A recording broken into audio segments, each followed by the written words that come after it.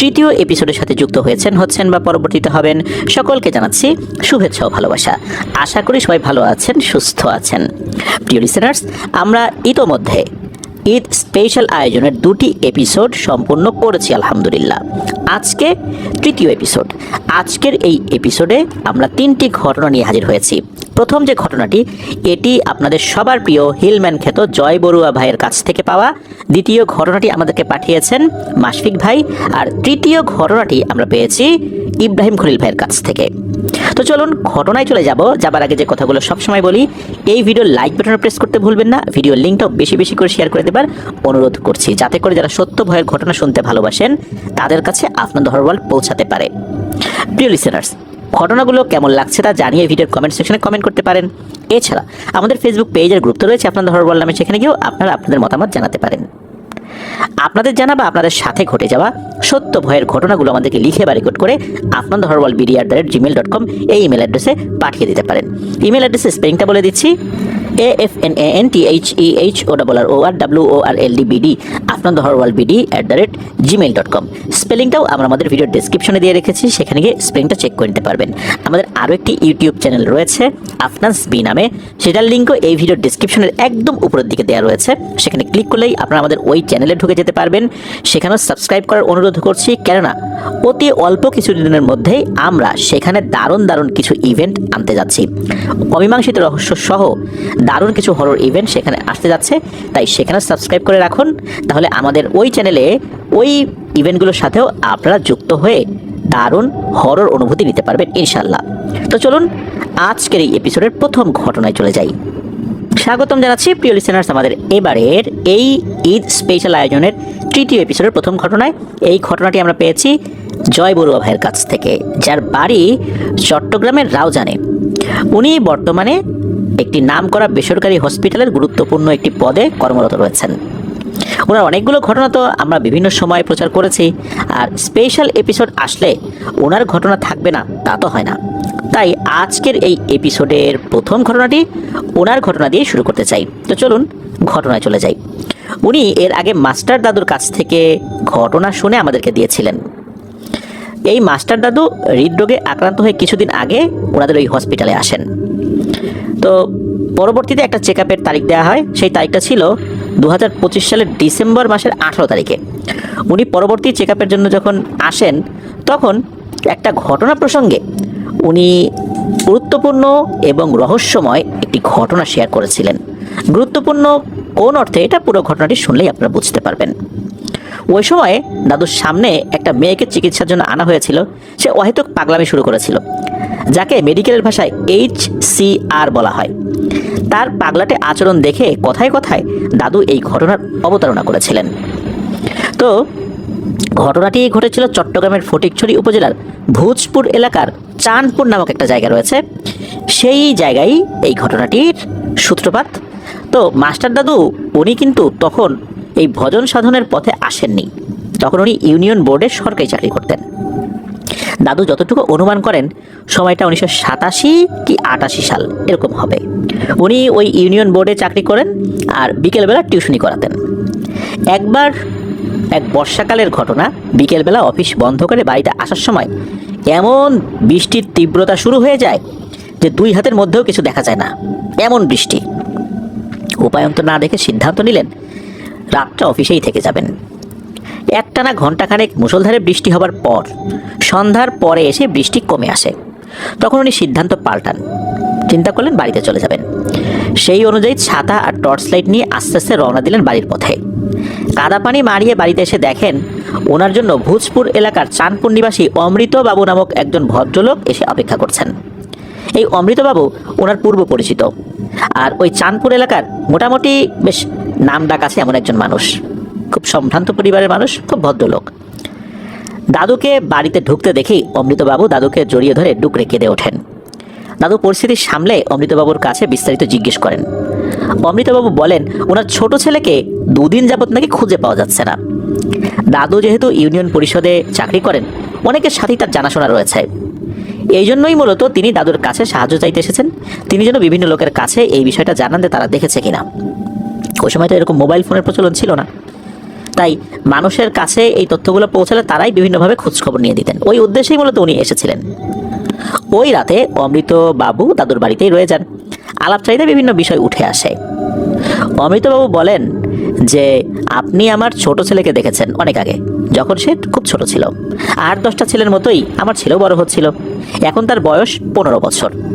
গত পরশুদিন সন্ধ্যায় সে মাছ ধরতে বেরিয়েছিল। কিছুক্ষণ পরে বেশ কিছু কই মাছ নিয়ে ফেরতও আসে। তার মাকে বলে যে মাছের ডালি পড়েছে, অর্থাৎ অনেকগুলো মাছ একসাথে আছে এমন একটা গর্তকে মাছের ডালি বলা হয়। তো এরকম গর্ত দেখলে এটাকে মাছের ডালি পড়া বলে। তো ছেলেটা বলে আপাতত এগুলো আনতে পারছি, বাকিগুলো আনতে যাচ্ছি বলেই আরেকটা বড় ঝুড়ি নিয়ে সে বেরিয়ে যায়। আজ অবধি সে এখনো ঘরে ফেরেনি। এই বিষয়টা বলেন এই অমৃতবাবু মাস্টার দাদুকে। উনি আরো বলেন একদিকে বৃষ্টি, তার মাঝে চারদিকে মানুষজন কম থাকায় 2টো দিন অতিবাহিত হলেও তার কোনো খোঁজ খবর পাওয়া যাচ্ছিল না। অমৃতবাবু আরো জানান চারদিকে মানুষ লাগিয়ে উনি এদিকটাতে এসেছেন দাদুকে জানিয়ে তার কাছ থেকে যদি কোনো সাহায্য পাওয়া যায় এই জন্য। সব শুনে দাদু ওনাকে অভয় দিয়ে বললেন চিন্তা করবেন না, আমি আমার সাধ্যমতো মানুষের কাছে এই বিষয়টা পৌঁছে দেওয়ার চেষ্টা করব। পরদিন সকালবেলা সকালের নাস্তা করে অমৃতবাবু মাস্টার দাদুর বাড়ি থেকে তার বাড়িতে চলে যান। দাদু নিজের কাজে ব্যস্ত হয়ে যান, চলে আসেন ওনার ইউনিয়ন বোর্ড অফিসে। কাজের ফাঁকে ফাঁকে তিনি যতটুকু সম্ভব সবাইকে বিষয়টা জানাচ্ছিলেন। অনেক মানুষই তো সেখানে আসছিলেন তাদের কাজের জন্য। জানানোর এক পর্যায়ে ভোজপুরের এক লোক দাদুকে বলেন যে আপনি ওই ছেলের কথা বলছেন, ওই ছেলেকে তো পাওয়া গেছে। অনেকগুলো মাছ ভর্তি ঝুড়ি নিয়ে সে বাড়িতে ফিরে এসেছে। খবরটা শুনে দাদু বেশ আশ্বস্ত হলেন, ভাবলেন একবার গিয়ে দেখে আসবেন ওই ছেলেটাকে। পরদিন আবার অফিস ছিল বন্ধ, তাই অফিস বন্ধ থাকায় দাদু সকালবেলা অমৃতবাবুর বাড়ির উদ্দেশ্যে রওনা দিলেন। অমৃতবাবুর বাড়িতে পৌঁছে দাদু দেখলেন বাড়িতে পূজার আয়োজন চলছে। দাদুকে দেখে অমৃতবাবু বেশ খুশি হয়ে বলেন আসুন ভাই, বাড়িতে আসেন, বসেন। ছেলেকে ফিরে আসা বা ফিরে পাওয়া উপলক্ষে পূজার আয়োজন করেছে। দাদু প্রথমে ছেলেটিকে দেখতে চাইলেন, দেখা গেল ছেলেটি একদম পরিপাটি হয়ে ঘরে শুয়ে আছে, কারোর সাথেই বিশেষ কিছু বলছে না। দাদু পাশে গিয়ে জিজ্ঞেস করেন কি বাবা তুমি কেমন আছো? ছেলেটা চুপ করে থাকে। দাদু আবার জিজ্ঞেস করেন কোথায় ছিলে তুমি এই 2 দিন? এবারও ছেলেটা চুপ। দাদু ওখান থেকে চলে আসতে যাবেন, ঠিক তখন ছেলেটা জবাব দেয় আমি কোথায় যাব? আমি আমার জায়গায় ছিলাম, এই ছেলেটাই তো গেছে আমার কাছে, এর তো নিস্তার নেই। দাদু ছেলেটার কথা বুঝতে পারলেন না। উনি জিজ্ঞেস করলেন কি বললে তুমি? ছেলেটা তখন বলে ওঠে যা ভাগ এখান থেকে, বুড়ো ধাম কোথাকার। ছোট ছেলের এমন ব্যবহারে দাদু বেশ অবাক হলেন, বিব্রতও হলেন, বিরক্তও হলেন। চিন্তা করলেন এই ছেলেটা তো ভদ্র, এই ছেলে আমার সাথে এমন একটা আচরণ করতে পারলো। দাদু বিব্রত হয়ে সেখান থেকে বেরিয়ে আসেন। শুরু হয় পূজা, কিন্তু বিধিবাম। মন্ত্র পাঠ শুরু হতেই ছেলেটার বিকট চিৎকার শুরু হয়। সে চিৎকার করে বলছে এই পূজা বন্ধ করো, পূজা বন্ধ করো। প্রথম প্রথম কেউ বিষয়টি আমলে না নিলেও ছেলেটার উন্মাদনায় পূজা স্থগিত করা হলো। অমৃতবাবু, ওনার স্ত্রী, তারপর মাস্টার দাদু সহ বাড়ি ভর্তি লোকজন বিষয়টা বুঝতে পারেন না যে ঘটনাটা কি। পূজা করতে আসা পুরোহিত বিষয়টা ভালো নয় বলে জানিয়ে বিদায় নেন, বলেন যে বাড়িতে পুজো হতে দেয় না ওই বাড়ি ধ্বংস অনিবার্য। এমনটা বলে তিনি নিজের পাথেয় দক্ষিণা কোনো কিছু না নিয়েই চলে গেলেন। আনন্দে থাকা বাড়িটা মুহূর্তেই বিষাদে ভরে গেল। চিৎকার চেঁচামেচি করে নিস্তেজ হয়ে ছেলেটা ঘুমিয়ে পড়ে। মাস্টার দাদু অমৃতবাবুকে পরামর্শ দেন কোনো কবিরাজ দিয়ে ছেলেটাকে একটু ঝাড়ফুঁক করার জন্য, কারণ তার লক্ষণ মোটেও ভালো লাগছে না। অমৃতবাবুর অনুরোধে পরদিন সন্ধ্যায় স্থানীয় একজন হিন্দু কবিরাজের কাছে নিয়ে যাওয়া হয় ছেলেটাকে। কবিরাজ তার মতো করে রিচুয়াল শুরু করেন, শেষও করেন কোনো বাধা বিপত্তি ছাড়াই। আশ্চর্যের বিষয় ওই ছেলেটা একেবারে চুপচাপ বাধ্য ছেলের মতোই সবকিছু করে গেছে। সবাই ধরে নেয় হয়তো ঝাড়ফুঁক বেশ ভালোই হয়েছে। কিন্তু বাড়িতে ফেরার পথে ছেলেটা একটা ঝাঁকুনি দিয়ে অট্ট হাসিতে ফেটে পড়ে, বলতে থাকে আমি যাব না কোথাও, কেউ আমাকে নিতে পারবে না। আমি ওর কাছে যাইনি, ওই এসেছে আমার কাছে, ওর নিস্তার নেই। ছেলের এমন কথা শুনে অমৃতবাবু বেশ চিন্তিত হয়ে পড়েন। তিনি আরও কয়েকজন কবিরাজের সাথে যোগাযোগ করেন এবং যথাযথভাবে রিচুয়ালও করেন, কিন্তু কোনো রকম সমাধান পাচ্ছিলেন না। কোনো কবিরাজের কাছে নিয়ে যাওয়ার সাথে সাথে সেটা একদম স্বাভাবিক হয়ে যায়, তার আচার আচরণে বিন্দুমাত্র কোনো অস্বাভাবিকতা লক্ষ্য করা যায় না। কবিরাজ যেটা করতে বলে সেটাই করে। বেগতিক অবস্থা আবার অন্যদিকে হয়ে যায়, বাড়িতে ফেরার সময় তার অবস্থা খারাপ হয়ে যায়। আরও একটা বিষয়, 8-10টা জিনে ধরা লোকের মতো সে কিন্তু তেমন কোনো পাগলামি করতো না। বাড়িতে থাকা অবস্থায় ওই ধরনের কোনো অস্বাভাবিকতাও তার মধ্যে ওই সময়ের মতো লক্ষ্য করা যাচ্ছিল না। একটা বিষয় ছিল, সেটা সবসময় একেবারে সেজে গুজে পরিপাটি হয়ে থাকতো। দিনে 3 থেকে 4 বার গোসল করতো। তার ঘর 4 থেকে 5 বার ঝাড়ু দিতে হতো। কেউ যদি তাকে স্পর্শ করতো সে আবার গোসল করতো। এমন সমস্ত অদ্ভুত আচরণ অবশ্য তার মধ্যে দেখা যাচ্ছিল। আর সমস্যাটা হয় ওখানেই, বারবার এবং অসময়ে গোসল করার কারণে ঠান্ডা লেগে ছেলেটা অসুস্থ হয়ে যাচ্ছিল। একটা সময় খাওয়া দাওয়ার প্রতিও সে বেশ কঠিন হয়ে পড়ে। সে নির্দিষ্ট সময় ছাড়া খাবার খেত না। তাও সে নির্দিষ্ট সময় কখন? যখন হিন্দু বাড়িগুলোতে পূজা অর্চনার সময় হয় ঠিক তখন। দিনের বিভিন্ন সময় তারা তো পূজা অর্চনা করে, ঠিক ওই সময় তাকে পূজার নিয়মে খাবার দিতে হবে। বিষয়গুলো প্রথমে পরিবারের সদস্যরা সহ্য করলেও একটা সময় এই বিষয়গুলো মেনে নেওয়া তাদের জন্য অসম্ভব হয়ে যাচ্ছিল। এদিকে পূজার নিয়মে খাবার দেয়া, অল্প অল্প খাবার খাওয়া, এত ঘন ঘন গোসল করা, এই সমস্ত কারণে ছেলেটা ধীরে ধীরে অসুস্থ হয়ে যাচ্ছিল। বিভিন্ন ধরনের রোগ তার মধ্যে দেখা দিচ্ছিল। অমৃত বাবু উনি বুঝে পাচ্ছিলেন না যে কী করবেন। একদিন এক বিষয় চিন্তা করেন, সেটা হচ্ছে ওনাদের এলাকা থেকে কাছাকাছি জায়গায় একজন হুজুর রয়েছেন। তো ওনাকে সবাই 6 আনা হুজুর বলে, মানে 6 আনা হুজুর বলেন আর কি তাকে, মানে ওই নামেই উনি পরিচিত। ওনার যেই পারিশ্রমিক এটা নাকি প্রথমে ছিল 6 আনা, আর ওই 87-88 সালের দিকে ওনার তখন পারিশ্রমিক হয়ে যায় 6 টাকা। এখন উনি চিন্তা করেন যে ওই লোকের কাছে যাবেন কিনা। এদিকে ওই লোক হচ্ছেন মুসলিম, আর ওনারা বেশ সম্ভ্রান্ত ঘরের হিন্দু পরিবার। তাদের বাড়িতে মন্দির আছে, পূজা অর্চনা হয়। এখন একজন মুসলিমকে তার বাড়িতে ডেকে নিয়ে আসবেন, তিনি তার মতো করে রুকিয়া করবেন, ঝাড়ফুঁক করবেন। বিষয়টা আসলে সমাজের লোকজন কিভাবে নেবেন বুঝতে পারছিলেন না। এদিকে নিজের ছেলের এই অবস্থা, আসলে কি করবেন? সমাজের কথা চিন্তা করবেন না ছেলের জীবন বাঁচাবেন, এটা নিয়ে বেশ চিন্তিত হয়ে পড়েন। তবে নিজের ছেলেকে বাঁচানোর জন্য ওই সমাজের কথা, লোকলজ্জার কথা ভুলে উনি ওই হুজুরের কাছে যান। হুজুরের কাছে সব বিষয় খুলে বলেন। ওই হুজুর অমৃতবাবুকে বললেন যে আপনার কথা শুনে আমি বুঝতে পেরেছি আপনার ছেলেকে কোনো শয়তান জিনে আসর করেছে, কিন্তু আমাকে আগে আপনার ছেলেকে দেখতে যেতে হবে। অমৃতবাবু বললেন, হুজুর আপনার যাবার দরকার নাই, আমি ওকে এখানে নিয়ে আসবো। কথা মতো 2 দিন পরে শনিবারে অমৃতবাবু এবং আরও কয়েকজন মিলে ওই ছেলেকে হুজুরের কাছে নিয়ে আসে। হুজুর ওনার মতো করে ঝাড়ফুঁক করেন ঠিকই, কিন্তু ছেলেটা একদম সুস্থ স্বাভাবিক কোনো মানুষের মতোই আচরণ করতে থাকে। ও অমৃতবাবু বললেন যে হুজুর ছেলেটাকে যখনই কোথাও ঝাড়ফুঁক করাতে নিয়ে যায় সে একদম সুস্থ স্বাভাবিক, কিন্তু বাড়িতে নেবার পথে ঝাঁকুনি দিয়ে আবার একই আচরণ করতে থাকে। হুজুর নিজেও এমন অদ্ভুত আচরণের রোগী পেয়ে চিন্তায় পড়ে যান। তিনি ঝাড়ফুঁক করছেন, তার অনুসারে কিছু জিনকে ডেকে এই ছেলের সমস্যা সম্পর্কে জিজ্ঞেস করে তারা জানায় এই ছেলেটা সম্পূর্ণ সুস্থ, তার উপর কোনো জিনের আসর নেই। জিনদের কাছ থেকে এমন তথ্য পেয়ে হুজুর আরও ঘাবড়ে গেলেন। তিনি অমৃতবাবুকে বললেন, আমি আপনার সাথে এখনই আজকেই আপনাদের বাড়িতে যাব। তো কথা মতো রাত করে তারা অমৃতবাবুর বাড়ির দিকে রওনা দেন। পথিমধ্যে সেই একই পরিস্থিতি, ঝাঁকুনি দিয়ে ছেলেটা আগের মতো উল্টোপাল্টা কথা শুনিয়ে দেয় সবাইকে। আর বাড়িতে গিয়ে সে একদম পরিপাটি, চুপচাপ থাকে। হুজুর নিজের চোখে সব কিছুই দেখলেন। অমৃতবাবুর বাড়িতে পৌঁছে হুজুর ওনার মতো করে অমৃতবাবুর বাড়ি বন্ধ করে দেন। এবার ছেলেটা পুরোপুরি সুস্থ আচরণ করতে থাকে, বাড়ি সবাই খুশি হয়ে যায়। অমৃতবাবু হুজুরকে অশেষ ধন্যবাদ জানান, কিন্তু হুজুরের মনে কিন্তু একটা অশনির সংকেত বারবার উকি দিচ্ছিল। তিনি অমৃতবাবুর ছেলের জন্য কিছু তদবির দিয়ে যান, এরপর বিদায় নেন। অমৃতবাবুর বাড়ি থেকে বের হয়ে হুজুর গভীর রাতে নিজের বাড়ির দিকেই রওনা দিয়েছেন। প্রতিমধ্যে বৃষ্টি আর ঝড়ো আবহাওয়ার পরেও কোনো ধরনের কোনো ভুতুরে বাধা ছাড়াই উনি বাড়িতে পৌঁছে যান।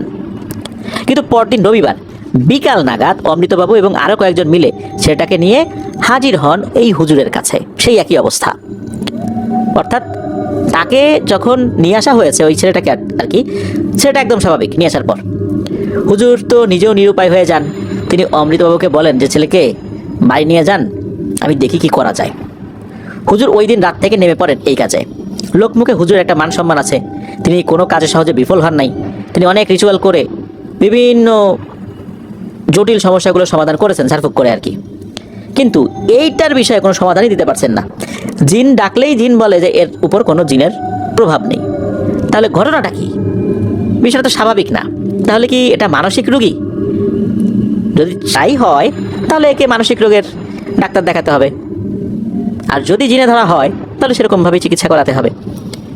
আপাত দৃষ্টিতে তো মনেই হচ্ছে যে এটা জিনে ধরা রোগী না, এটা মানসিক রোগী। কিন্তু তবুও শেষ একটা চেষ্টা উনি করতে চাইলেন, দেখি কোনো তথ্য উনি বের করতে পারেন কি না, ওই চিন্তা করে আর কি। উনি দীর্ঘ সময় ধরে অনেক রুকিয়া করে জিন সমাজের অনেক বৃদ্ধ এক অভিজ্ঞ জিনকে হাজির করাতে সক্ষম হন। এরপর এই ছেলেটার বিষয়ে যখন জিজ্ঞেস করেন তখন ওই বৃদ্ধ জিন হুজুরকে এক অদ্ভুত তথ্য দেন। ওই জিনটা বলেন, এই ছেলেটাকে যে জিন আছর করেছে এমন জিন খুবই বিরল, আর এরা অত্যন্ত চালাক প্রকৃতির। নিজেদের ইচ্ছা মতো এরা রোগীর শরীরে আসা যাওয়া করতে পারে, আর তাদের হাজির করাও বেশ কঠিন, কারণ এরা চালাকি করে রোগীর শরীর থেকে সময়ে অসময়ে যে কোনো সময় বের হয়ে যেতে পারে। আর এমন টাইপের জিন কোটিতে একটা মেলে। কেননা এরা যদি কারো উপর আসর করে, লোকজন তাদেরকে যখন জিনে ধরা কোনো রুগী মনে করে কোনো হুজুর বা কবিরাজের কাছে নিয়ে যায়, তখন সেই হুজুর বা কবিরাজ কিচ্ছু ধরতে পারে না, তাকে মানসিক রোগের ডাক্তার দেখাতে বলে। এই ধরনের জিন যদি কারো উপর আসর করে তাহলে জিনের প্রভাব বোঝা যায় না, অথচ সে জিন দ্বারা আক্রান্ত। আর এই ধরনের রোগীদের মধ্যে অদ্ভুত ধরনের একটা রোগ দেখা দেয়, এটাকে সূচিবায়ু রোগ বলে, ইংরেজিতে যেটাকে ওসিডি বলে, অবসেসিভ কম্পালসিভ ডিসঅর্ডার। এই ধরনের রোগীগুলো তারা পরিপাটি থাকতে পছন্দ করে, শরীরে টাচ লাগলে সেই জায়গা ময়লা হয়ে গেছে মনে করে সে কাপড় পরিবর্তন করে ফেলে। এরকম অনেক ধরনের চিন্তাভাবনা তারা করতে থাকে, সেই অনুযায়ী তারা আচরণও করে। এরকম লোক অনেক আছে। তবে হ্যাঁ, সূচিবায়ু একটা রোগ বটে, তবে এই রোগে যারা আক্রান্ত তারা সবসময়ই এরকম আচরণ করে। কিন্তু এই টাইপের চালাক প্রকৃতির জিন দ্বারা যদি আক্রান্ত হয়ে এই ধরনের সূচিবায়ু রোগ দেখা দেয়, তারা কিন্তু সবসময় এমনটা করে না। শুধু যখন ওই জিন দ্বারা সে পজেসড অবস্থায় থাকে তখন এই আচরণটা সে করে, এছাড়া সে স্বাভাবিক। আর এই জিন যদি কারো উপর একবার আসর করে তাহলে এর প্রভাব আমৃত্যু, আর এর নিস্তার প্রায় অসম্ভব। কোনো ধরনের রুকিয়া করে একে বের করা অত্যন্ত কঠিন। আর এটা এই টাইপেরই জিন, তবে তার নাম বলতে পারবো না, আর এ কোত্থেকে আসছে এটাও বলা মুশকিল, কারণ এ কোনো প্রমাণ রাখে না, এর সম্পর্কে কোনো তথ্য পাওয়া মুশকিল। এই সামান্য কিছু তথ্য দিয়েই ওই জিনটা সালাম দিয়ে চলে যান। এদিকে 3 থেকে 4 দিন অমৃতবাবু হুজুরের কাছে আসছেন, এসে কান্নাকাটি করতে থাকেন। একজন অসহায় বাবার কান্নাকাটি হুজুরা সহ্য করতে পারেন না। তিনি বুদ্ধি করেন যে এভাবে হবে না, ওই জিনটাকে যেহেতু হাজির করা যায় না, সুতরাং হাজির অবস্থায় একটা কাজ করতে হবে। তখন উনি এই অমৃতবাবুর সাথে একটা গোপন পরামর্শ করেন। ওই সময় বিশেষ এক বন্ধনী দিয়ে দেন যাতে করে ওনাদের কথা কোনো জিন শুনতে না পারে। এরপর অমৃতবাবুর সাথে ওনার পরামর্শ অনুযায়ী সেই কাজে নেমে পড়েন। ওই জিনটা তো নির্দিষ্ট সময়ে আসে, আর তখনই যায় যখন কোনো কবিরাজ বা হুজুরের কাছে ঝাড়ফুঁক করার জন্য নিয়ে আসা হয়। তার আগ পর্যন্ত কিন্তু থাকে। এই চিন্তা করেই তারা একটা পরামর্শ করে পরিকল্পনা করেন, এই ছেলেটাকে বাড়ি থেকে বের করা হবে। তো বাড়ি থেকে বের করার পর একটা সময় পর তো ওই জিনটা তাকে ছেড়ে চলে যাবে। হুজুরের কাছে আসার পর সেটা একদম স্বাভাবিক। এই হুজুর কি করেছেন, অমৃতবাবুর সাথে পরামর্শ করে ঠিক কোন দিন কখন এই ছেলেটাকে বাড়ি থেকে বাইরে বের করা হবে এই সময়টা ফিক্সড করে হুজুর চলে গেছেন ওই অমৃতবাবুর বাড়ির কাছে। আর হুজুর এমন এক ধরনের রুকিয়া করেছেন যাতে করে কোনো জিন তার উপস্থিতি ওখানে টের না পায়। জিন ওখানে কাউকে দেখবে না, অথচ তিনি আছেন। মানুষ দেখবে কিন্তু জিনেরা সহজে দেখবে না, সে যত চালাক প্রকৃতির জিনই হোক। উনি তো একটা গাছের পাশে ঘাপটি মেরে বসে আছেন, রুকিয়া করে শরীর বন্ধ করে রেখেছেন। এদিকে ওই ছেলেটা ওই যে ফিটফাট বাবু সেজে ঘরে বসে আছে, ওকে ধরে বাইরে যখন বের করা হচ্ছে সে বলছে আমি যাব না, আমি যাব না। 4-5 জন ধরে টানতে টানতে বাইরে বের করতেছে। ওই সময় হুজুর কি করেছেন, লাফ দিয়ে গিয়ে একটা বিশেষ বন্ধনী তার শরীরে দিয়ে দিয়েছেন। যখনই এই কাজ করেছেন সাথে সাথে সে একদম গলা কাটা মুরগির মতো ছটফট করতে থাকে, লাফালাফি করতে থাকে। তখন মনে হচ্ছে 10-12 জন মিলেও ওই ছেলেটাকে আটকে রাখা দায় হয়ে যায়। আর হুজুর তৎক্ষণাৎ একটা লাঠি নিয়ে ওই ছেলেটাকে সেই রকমের একটা পিটুনি দেন। পিটুনি খেয়ে মনে হলো ছেলেটা একটু শান্ত হয়েছে। এরপর হুজুর বললেন, এই ছেলেটাকে এক্ষুনি বেঁধে ফেলো। তখন ছেলেটাকে বেঁধে ফেলা হয়। তখন ওই হুজুর বলেন, এই ছেলেটাকে এখানে রেখে কাজ করা যাবে না, এই বাধা অবস্থাতেই আমার বাড়িতে নিয়ে চলো। এখন ওর শরীর ছেড়ে এই বজ্জাত জিনটা আর কোনোভাবেই যেতে পারবে না। ওই কাজ আমি করে দিছি, ওর ইচ্ছা মতো আসবে যাবে, ওই কাজ আমার শেষ। ওই কাজ যেন করতে না পারে সেই ব্যবস্থা করেই আমি এই ভয়ঙ্কর বন্ধনীটা শিখে তারপর এসে এই কাজটা করছি। এইবার দেখি সে কী করে। এদিকে ওই ছেলেটাকে নিয়ে আসা হয়। ছেলেটা তো ছুটার অনেক চেষ্টা করছে, কিন্তু তার হাত পা এমনভাবে বাঁধা, কোনোভাবেই সে ছুটতে পারছে না। তার বাড়িতে নিয়ে আসার পর একটা বিশেষ ঘরের মধ্যে ঢুকানো হয়। সেখানে উপস্থিত আরও কয়েকজন ছিল। তখন হুজুর বলেন, এইবার ওর হাত পায়ের বাঁধন খুলে দাও। যখনই খুলে দিয়েছে, খুলে দেওয়ার সাথে সাথে বিদ্যুৎ গতিতে এসে হুজুরকে এমন জোরে ধাক্কা দিয়েছে, হুজুর ছিটকে পড়েন অনেক দূরে। তখন এই অমৃতবাবু ঝাঁপ দিয়ে ছেলেকে জাপটে ধরেন, কিন্তু ছেলেটাকে নিয়ন্ত্রণ করা তখন অসম্ভব হয়ে দাঁড়ায়। হুজুর যখন ছিটকে পড়েছেন, তখন তার যেই আলমারিটা ছিল এটা কিন্তু নড়ে ওঠে। আলমারির উপরে একটা কোরআন শরীফ ছিল, এটাও অনেকটা কিনারে চলে আসে। আর এই যে অমৃতবাবু আর তার ছেলের ধস্তাধস্তির এক পর্যায়ে তারাও ওই আলমারিতে এসে আঘাত হানে। আর তখন উপর থেকে পবিত্র কোরআন শরীফ গিয়ে পড়ে ওই ছেলেটার গায়ে। পবিত্র কোরআন কিন্তু উপর থেকে পড়লে কোনো মানুষের পড়ে যাওয়ার কথা না, কিন্তু যখনই উপর থেকে পবিত্র কোরআন ওই ছেলেটার শরীরের উপর পড়েছে, মনে হচ্ছে অসম্ভব ভারী কোনো জিনিস ওই ছেলেটার গায়ে পড়েছে। আর ওই ভারে ওইটার সাথে সাথে ওই ছেলেটাও পড়ে গেছে নিচে। পবিত্র কোরআন পড়েছে তার বুকের উপরে। এখন 10-12 জন মানুষকে একদম আছড়ে ফেলা ছেলেটা একটা পবিত্র গ্রন্থের ভারে একদম কাবু হয়ে গেছে। সে নিজেকে অনেক চেষ্টা করে কোরআন শরীফ থেকে সরিয়ে নিতে, কিন্তু কোথায় কি, এক চুলও নড়তে পারে না। মনে হচ্ছে পর্বত সমান ভারী কোনো জিনিসের চাপায় পড়েছে সে। বিকট চিৎকারে আকাশ বাতাস কাঁপিয়ে দেয় ছেলেটা। হুজুর আর অমৃতবাবু বিষয়টা দেখে স্তম্ভিত হয়ে যায়। এত শক্তির একটা সত্তা একটা পবিত্র গ্রন্থের কাছে নত স্বীকার করে। হুজুর দেরি না করে বিভিন্ন সূরা আয়াত পাঠ করতে থাকেন। একটা সময় ছেলেটা নিস্তেজ গলায় বলে, এই হুজুর, এটা সরা আমার শরীর থেকে, আমি মরে যাবো এটার ভারে।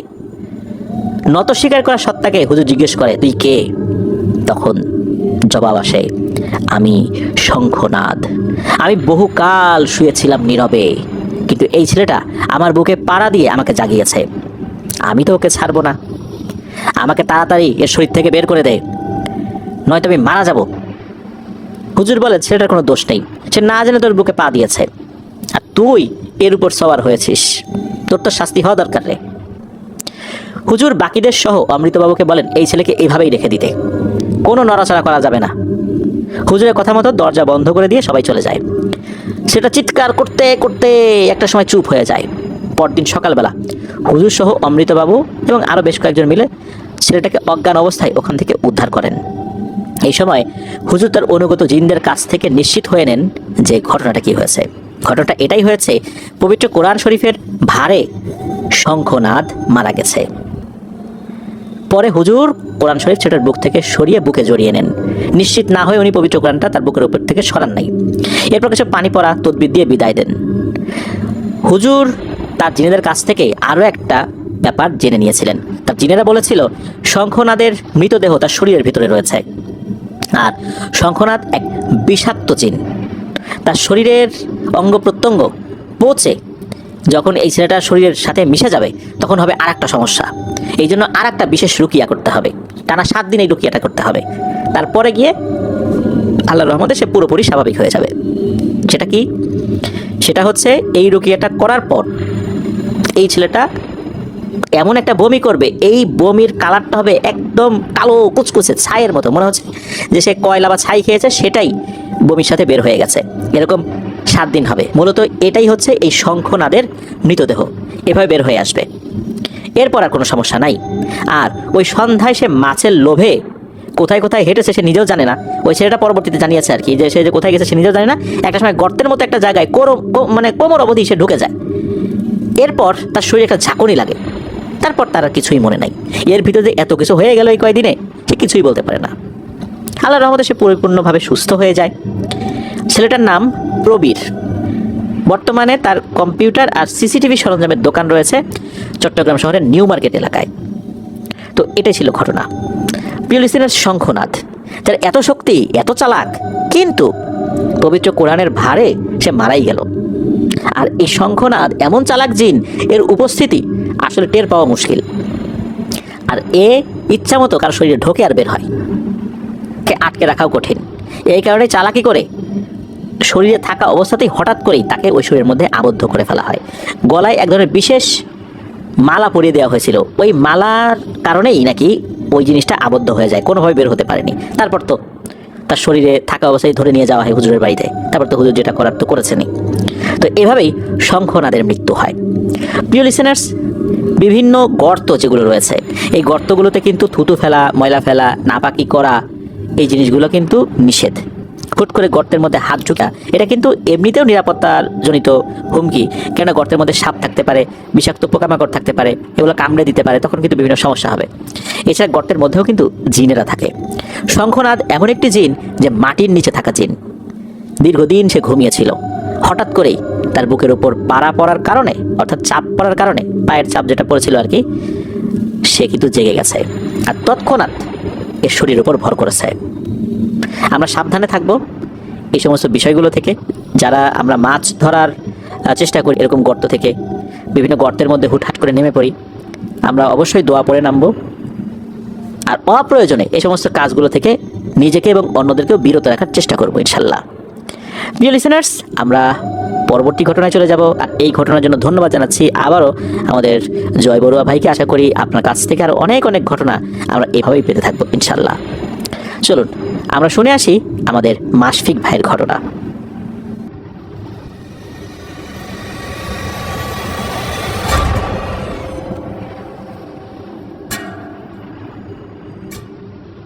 আবারও স্বাগতম জানাচ্ছি প্রিয় লিসেনার্স আমাদের এবারের ঈদ স্পেশাল আয়োজনের তৃতীয় এপিসোডের দ্বিতীয় ঘটনায়।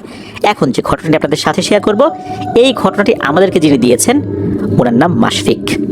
ওনার বাড়ি বাগেরহাট জেলার মোল্লাহাট উপজেলায়। আমাদের চ্যানেলে প্রচারিত অনেকগুলো ঘটনা মাশফিক ভাই দিয়েছেন। তো চলুন এবারের ঘটনাটি শুনে আসি। এবারের ঘটনাটি উনি সংগ্রহ করেছেন একজন গাড়ি চালকের কাছ থেকে। গত নির্বাচনের সময় যখন উনি নিজ এলাকাতে ছিলেন, তখন ওই গাড়ি চালকের সাথে ওনার পরিচয় হয়। গল্পগুজব করছিলেন একটা জায়গায় বসে। ওই লোক আসলে ময়মনসিংহের ভালুকা উপজেলার বাসিন্দা।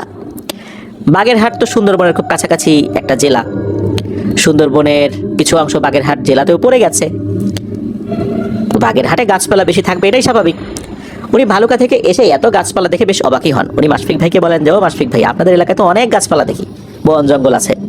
তখন মাশফিক ভাই বললেন, ভাই আরও বন জঙ্গল ছিল, এখন তো মানুষজন এগুলো উজাড় করে দিয়েছে, সেই সমস্ত জায়গাগুলোতে ঘরবাড়ি বানিয়েছে। আগে এই সমস্ত বন জঙ্গল কেন্দ্রিক অনেক ভয়ের ঘটনা শোনা যেত, এখন এতটা শোনা যায় না। তখন ওই লোকও বলছিলেন যে আমাদের এলাকাতেও বিভিন্ন ধরনের ভয়ের ঘটনা শোনা যায়। এ কথা শোনার পর মাশফিক ভাই একটু নড়ে বসলেন, চিন্তা করলেন ওনার কাছ থেকে কিছু ঘটনা পাওয়া যায় কিনা। অবশেষে ঘটনা পাওয়া গেল। উনি নিজ আগ্রহ থেকেই এই ঘটনাটি খুলে বলেন মাশফিক ভাই সহ ওখানে আরও যে কয়েকজন ছিল তাদের কাছে। সাল 1994। এই ভালুকা উপজেলায় গ্রামে গ্রামে বিভিন্ন হাট বাজার কিন্তু রয়েছে সেই ব্রিটিশ আমল থেকেই। এমন হাট বাজার কিন্তু দেশের সব জায়গাতেই রয়েছে। তখন হাটের দিনে বা বিভিন্ন মেলা যেখানে হতো, একদল লোক আসতো জাদু খেলা, সাপ খেলা, বাদর খেলা এগুলো দেখাতে। এরা বিভিন্ন হাট বাজারে গিয়ে এই সমস্ত খেলা দেখাতো এবং মানুষকে আনন্দ দিত। মানুষ খুশি হয়ে কিছু দিত, এতেই তাদের খরচ হয়ে যেত। এমনই একদিন বিকেল বেলায় কোনো এক হাটের নামটা অবশ্য ওই ভাই মনে করতে পারেননি, বাসু কবিরাজ নামে একজন লোক জাদু খেলা দেখাতে আসে। বাসু কবিরাজকে তৎকালীন অনেকেই বৈশ্যা কবিরাজ নামে ডাকতো। তিনি হিন্দু ধর্মাবলম্বী হলেও মানুষ তাকে বৈশ্যা কবিরাজ বলেই ডাকতো এবং চিনত। তিনি ওই দিন বিভিন্ন ধরনের জাদু খেলা দেখাচ্ছেন, মানুষও অবাক হচ্ছে, মজাও পাচ্ছে। কয়েকজন জাদু খেলা দেখালেও তাদের মধ্যে তুলব মুন্সি নামে একজন ব্যক্তি, যিনি ওই সময় আরেকটা জায়গায়, ওই হাটেরই আরেকটা জায়গাতে জাদু খেলা দেখাচ্ছিলেন। তো ওই দিকটা তো বেশ কিছু মানুষ ভিড় করেছে। তুলব মুন্সি একজন কবিরাজ, কিন্তু কবিরাজির জন্য এলাকায় মানুষ তাকে আসলে তুলব মুন্সি না বলে শুধু মুন্সি বলে ডাকত। এই মুন্সি জাদু দেখানোয় খুবই পারদর্শী এবং সিদ্ধহস্ত। বিভিন্ন ধরনের জাদু উনি দেখাচ্ছেন, মানুষের মনোরঞ্জন করছেন। এদিকে হয় কি, এই যে বৈশ্যা কবিরাজ মানে বাসু কবিরাজ, তার সামনে থেকে কিছু লোক ওই তুলব মুন্সির ওখানে চলে যাওয়ার কারণে এই বাসু বা বৈশ্যা কবিরাজ খুবই বিরক্ত হন। তিনিও কিন্তু এই জাদু, কালো জাদু, বিভিন্ন ধরনের সাধনায় খুবই সিদ্ধহস্ত ছিলেন। লোকজন একবার তুলব মুন্সির জাদু দেখে আর একবার বৈশ্যা কবির জাদু দেখে, একবার এখান থেকে সরে ওখানে যায়, ওখান থেকে সরে এখানে আসে। তো তুলব মুন্সির কাছ থেকে লোকজন যখন বৈশ্যার কাছে আসে তখন এই তুলব মুন্সির মাইন্ডে লেগে যায়। তুলব চিন্তা করে এত ভালো ভালো জাদু দেখার পর লোকজন মাঝে মাঝে এই বৈশ্যার কাছে যাচ্ছে, এটা তো মেনে নেওয়া যায় না। এদিকে বৈশ্যাও একই রকম চিন্তা করছে যে আমি এত কষ্ট করে জাদু দেখাচ্ছি, লোকজন আবার এই তুলব মুন্সির কাছে দেখেন। বৈশ্যা আর তুলব এরা কিন্তু দুজন দুজনকে চিনতো, জানতো, এদের বাড়ি আবার পাশাপাশি 2 গ্রামে। তারা ওখানকার অন্যান্য জাদুকরদেরকে চিনতো আর কি। আর যারা এই প্রফেশনে আছেন তারা একে অন্যকে চেনে। হাটে অন্য জাদুকরদের কাছে তেমন লোক না থাকলেও এই বৈশ্যা আর তুলবের কাছে লোক থাকবেই। মানুষ এদের জাদু দেখলে কি যেন এক মায়ায় পড়ে যায়, চোখ ফেরাতে কষ্ট হয় সাধারণ মানুষের। এই যেন এক নজরবন্দি খেলা। তুলব মুন্সি একটু হেয়ালি করে বলেই ফেলে, বৈশ্যা কি আর জাদু দেখাবে, ও তো এখন জাদু ঠিক মতো মানে অর্জনই করতে পারে নাই। জাদুর যে জ্ঞান এগুলোকে পারছে ঠিক মতো অর্জন করতে। এটা শুনে দূর থেকে বৈশ্যা বলে, ঠিক আছে ঠিক আছে, তাহলে চল দেখি কার কত ক্ষমতা। তখন নাকি এই তুলব মুন্সি কথা শুনে আরও লেগে যায়। বৈশ্যাকে বলে, কি দেখাবি দেখা আমাকে। বৈশ্যা আর তুলব পাশাপাশি ছিল, মাঝখানে একটু গ্যাপ ছিল আর কি, একটু বলতে মোটামুটি 20-25 হাতের গ্যাপ আর কি। ইচ্ছাকৃতভাবেই কিন্তু এই তুলব মুন্সি চিৎকার করে বলেছিল ও আর কি জাদু জানে, ও কি জাদু কিছু শিখছে না, কেন কিছু অর্জনই করতে পারে নাই। তো যাই হোক, এই ধরনের কথা কাটাকাটি হয়। আর কিছু লোকজন যারা এখান থেকে সরে ওইখানে গেছে, এখান থেকে সরে ওখানে গেছে, এরা আবার বলতেছে যে কি জাদু দেখানো, ওখানে তো তুলব মুন্সি ভালো জাদু দেখায়। আবার তুলব মুন্সির কাছে এসে কিছু লোক বলতেছে যে কি জাদু দেখাও, ওদিকে তো এই বৈশ্যা কবিরাজ ভালো জাদু দেখায়। তো এই কারণে কিন্তু একজন আরেকজনের উপর কিন্তু বেশ বিরক্ত হয়েছিল, যে মানুষের কথাবার্তা শোনার কারণে। তো যাই হোক, উপস্থিত থাকা লোকজন এই বৈশ্যা আর তুলবের কথাবার্তা শুনলো। এখন মানুষের মধ্যে কৌতূহলের আর অভাব নাই। তারা চিন্তা করছে দেখি এই দুইজন কি দেখায়। এদিকে বৈশ্যা তুলবকে উদ্দেশ্য করে বলল, তুই কি দেখাবি রে? তখন তুলব বলল, দেখ কি করি। বৈশ্যার ব্যাগে একটা লাউ ছিল। তুলব বলল, তোর ব্যাগের লাউটা বের কর। বৈশ্যা ব্যাগ থেকে লাউটা বের করে হাতে করে যখন ধরেছে, সাথে সাথে তুলব কি যেন একটা পরে বৈশ্যার হাতে থাকা লাউয়ের দিকে দূর থেকেই ফু দেয়, আর সাথে সাথে লাউটা বোম ফাটার মতো ব্লাস্ট হয়ে যায় সবার সামনে। এবং এমনভাবে ব্লাস্ট হয়, লাউয়ের ভেতরে যে সমস্ত বীজগুলো থাকে, লাউয়ের তো অবশিষ্ট কোনো একটা অংশ ছিটে যাবে কোথাও, ছিটে ফোটাও পাওয়া যায়নি। মনে হচ্ছে লাউটা ফেটে হাওয়ায় মিলিয়ে গেছে বিকট শব্দে। সামনে থাকা লোকজন তো তাজ্জব বনে যায়, সবাই তো অবাক, হলোটা কি? লাউ ফেটে গেল, ছিটে ফোটাতে থাকবে, কিন্তু গেল কোথায়? লোকজন তো তুলব মুন্সিকে বাহবা দিতে থাকে এবং বলে তুলব মুন্সি অনেক বড় জাদুকর। এসব দেখে এই বৈশ্যা রাগে ক্ষোভে ফেটে পড়ে। তখন তুলব বৈশ্যাকে উদ্দেশ্য করে বলে, কিরে বৈশ্যা, তোর লাউ তো নাই করে দিলাম রে, এবার তুই কি করবি, আমারে কর, কি ক্ষমতা তোর দেখি। এসব বলে তুলব মুন্সি উপহাস করতে থাকে। বৈশ্যা কিছু বলেনি, এক দৃষ্টিতে তুলবের দিকে তাকিয়ে থাকে। কিছু সময় পর তুলবকে বৈশ্যা বলে, আমি খাওয়ার জন্য লাউটা কিনছিলাম রে, তুই আমার খাবারে হাত দিয়েছিস, কাজটা কি তুই ভালো করছিস? কাজটা তুই ভালো করলি না। আমি এখন কোনো জাদু দেখাবো না, তুই আমার হৃদয় ভেঙে দিয়েছিস, পরিণতি ভালো হবে না, তুই অন্য কোনো কিছু করতে পারতি, খাবার জিনিসটা এভাবে নষ্ট করলি কেন? আমরা গরিব মানুষ, এটা করেই খাই, খাবার জিনিসটা এভাবে নষ্ট করলি। এই সমস্ত কথা শুনে তুলব মুন্সি হেসে বলে, বুঝছি রে বুঝছি, এখন তুই মানসিকভাবে আঘাত করতেছিস যাতে আমি দুর্বল হয়ে পড়ি, ইমোশন নিয়ে খেলা করতেছিস না, আমি তোর হৃদয় ভাঙছি। শোন, সবার সাথে লড়াই করতে আসবি না, তুই যা পারিস করিস, আমার যা, এখন এখান থেকে যা, ভাগ। এই সমস্ত কথাবার্তা কিন্তু উপস্থিত থাকা লোকজনের সামনেই হচ্ছিল। সবাই তো তুলব মুন্সিকে রাজা বানিয়ে দিয়েছে, আর তখন বৈশ্যাকে মানুষ গোনাই ধরে না, এমন একটা অবস্থা। তার লাউকে ফাটিয়ে দিয়েছে, ভ্যানিশ হয়ে গেছে। আবার ওই সময় এই বৈশ্যা কবিরাজও তুলব মুন্সিকে কিছু বলেনি, যার কারণে মানুষজন তো তুলবকে রাজা বানিয়ে দিয়েছে। আর ওখানে যারা একটু দূরে দূরে অন্যান্য জাদুকররা টুকটাক হাতের ভেলকিবাজি দেখাচ্ছিল, তারাও কিন্তু ঘটনাটা দেখেছে। বৈশ্যা তার জিনিসপত্র নিয়ে চলে যায়, আর যাওয়ার আগে তুলবকে বলে, আমি তোকে দেখে নেব রে তুলব। ওই দিনের মতো সবাই যে যার বাড়িতে চলে যায়, হাটও শেষ হয়ে যায়। এইভাবে কেটে যায় কিছুদিন। একদিন তুলব মুন্সি একটা কাজ সেরে গভীর রাতে বাড়িতে ফিরছিল। তুলব মুন্সির বাড়ি যাওয়ার পথে বট গাছ আছে বড় একটা, বহু পুরনো বট গাছ হলেও দিনের বেলা মানুষ সচরাচর ওই বট গাছের নিচ দিয়ে হাঁটে না, গেলেও কয়েকজন মিলে ওখান দিয়ে যায়। তুলব মুন্সি বট গাছের নিচ দিয়ে বাড়িতে ফিরছিল। সে তো নিজেই একজন ভালো মাপের কবিরাজ আর জাদুকর। কবিরাজিতে মানুষের আসলে খুব একটা কাজ হয়েছে, এমন না শোনা গেলেও কালো জাদু তথা জাদুবিদ্যা গ্রহণ করে তার মাধ্যমে অনেকে লাভবান হয়েছে। কবিরাজি, বিশেষ করে গাছগাছালি যে কবিরাজি বিদ্যা তার জানা ছিল, এতে করে মানুষজন আসলে খুব একটা ফল পেত না, কিন্তু তার কাছ থেকে জাদু করিয়ে নিয়ে লাভবান হয়েছে এমনটা শোনা যায়। তো বট গাছের নিচে দিয়ে তুলব মুন্সি যখন যাচ্ছে, তখন গাছের উপর থেকে একটা গম্ভীর কণ্ঠের ডাক আসে, তুলব মুন্সি একটু দাঁড়া। ডাকটা শুনে তুলব মুন্সি চিন্তা করছেন যে ডাকটা আসলে কোন দিক থেকে আসছে, এইটা সে খেয়াল করার একটু চেষ্টা করে। হঠাৎ লাফ দিয়ে একটা অবয়ব তুলব মুন্সির কিছুটা সামনে এসে দাঁড়ায়। তখন তুলব মুন্সি অবয়বটিকে দেখেই বুঝে ফেলে এটা একটা ভয়ানক পিশাচ। তখন তিনি নিজের শরীরটাকে বন্ধ করে ফেলেন। অবয়বটি তার সামনে আসার পর বিভৎস এক মাংস পচা গন্ধ আসছিল। অবয়বটার মুখটা কালো চাদর দিয়ে ঢাকা ছিল, তাই মুখটা বোঝা যাচ্ছে না। তুলব মুন্সি জাদুতে সিদ্ধ হলেও তার একটা আধ্যাত্মিক জিনিস ছিল, সেটা হলো তার সামনে বা আশেপাশে কোনো তৃতীয় শক্তি অবস্থান করলে তিনি নাকে একটা গন্ধ অনুভব করতেন এবং তিনি বুঝতে পারতেন তার আশেপাশে কিছু একটা উপস্থিতি রয়েছে। এটা সাধারণত সচরাচর হয় না। যাই হোক, তারপর তুলব মুন্সি উনি চিন্তা করেন যে দেখি এটা কি করে আমার। অবয়বটি তুলব মুন্সিকে বলে, তুই আমার ওস্তাদের সাথে বোঝাপড়া করিস, আমরা তোকে ধ্বংস করে দেব। তোর এমন অবস্থা করব যেটা দেখে এই অঞ্চলের মানুষ আমার ওস্তাদকে রাজা হিসাবে গণ্য করে। ভরা মজলিসে আমার ওস্তাদের খাবার জিনিস নষ্ট করছিস, তাকে হেয় প্রতিপন্ন করছিস, তুই তৈরি থাকিস, কঠোর পরিণতির জন্য তুই তৈরি থাকিস। এসব কথা শুনে তুলব মুন্সি একটু অবাক হয়।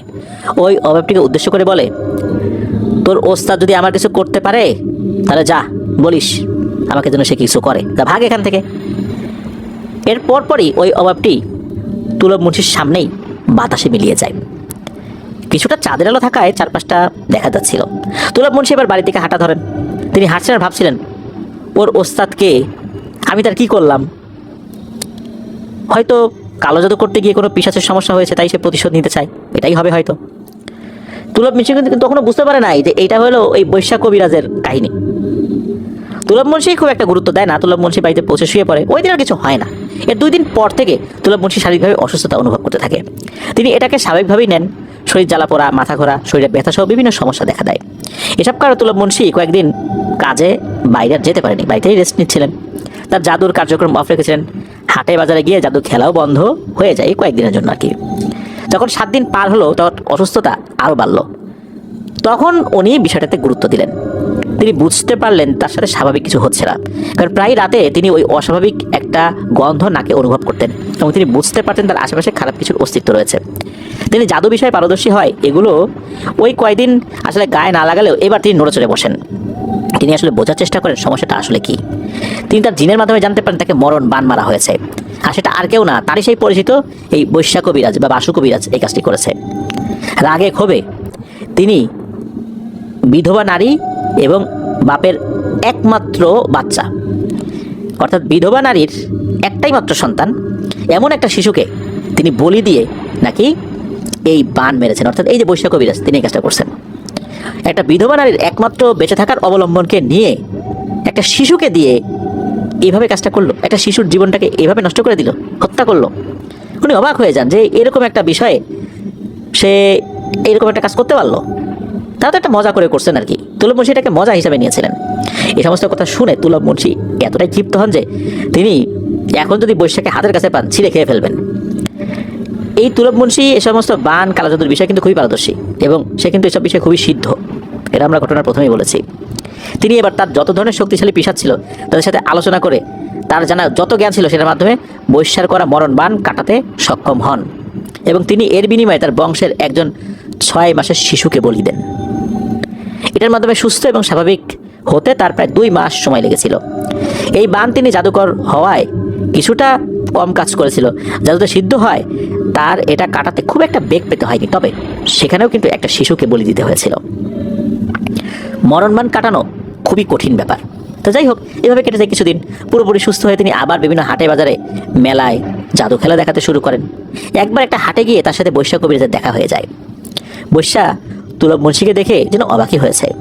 তুলব মুন্সি খেয়াল করে বৈশা তাকে স্বাভাবিক দেখে খুশি হতে পারেনি, বরং একটা অস্থির অস্থির ভাব তার মধ্যে দেখা যাচ্ছে। তুলব মুন্সি বৈশাকে বলে, কিরে বৈশা, আমাকে দেখে অবাক হয়েছিস? আমাকে তো দুনিয়া থেকে সরিয়ে দিতে চেয়েছিলি, সেটা তো আর পারলি না।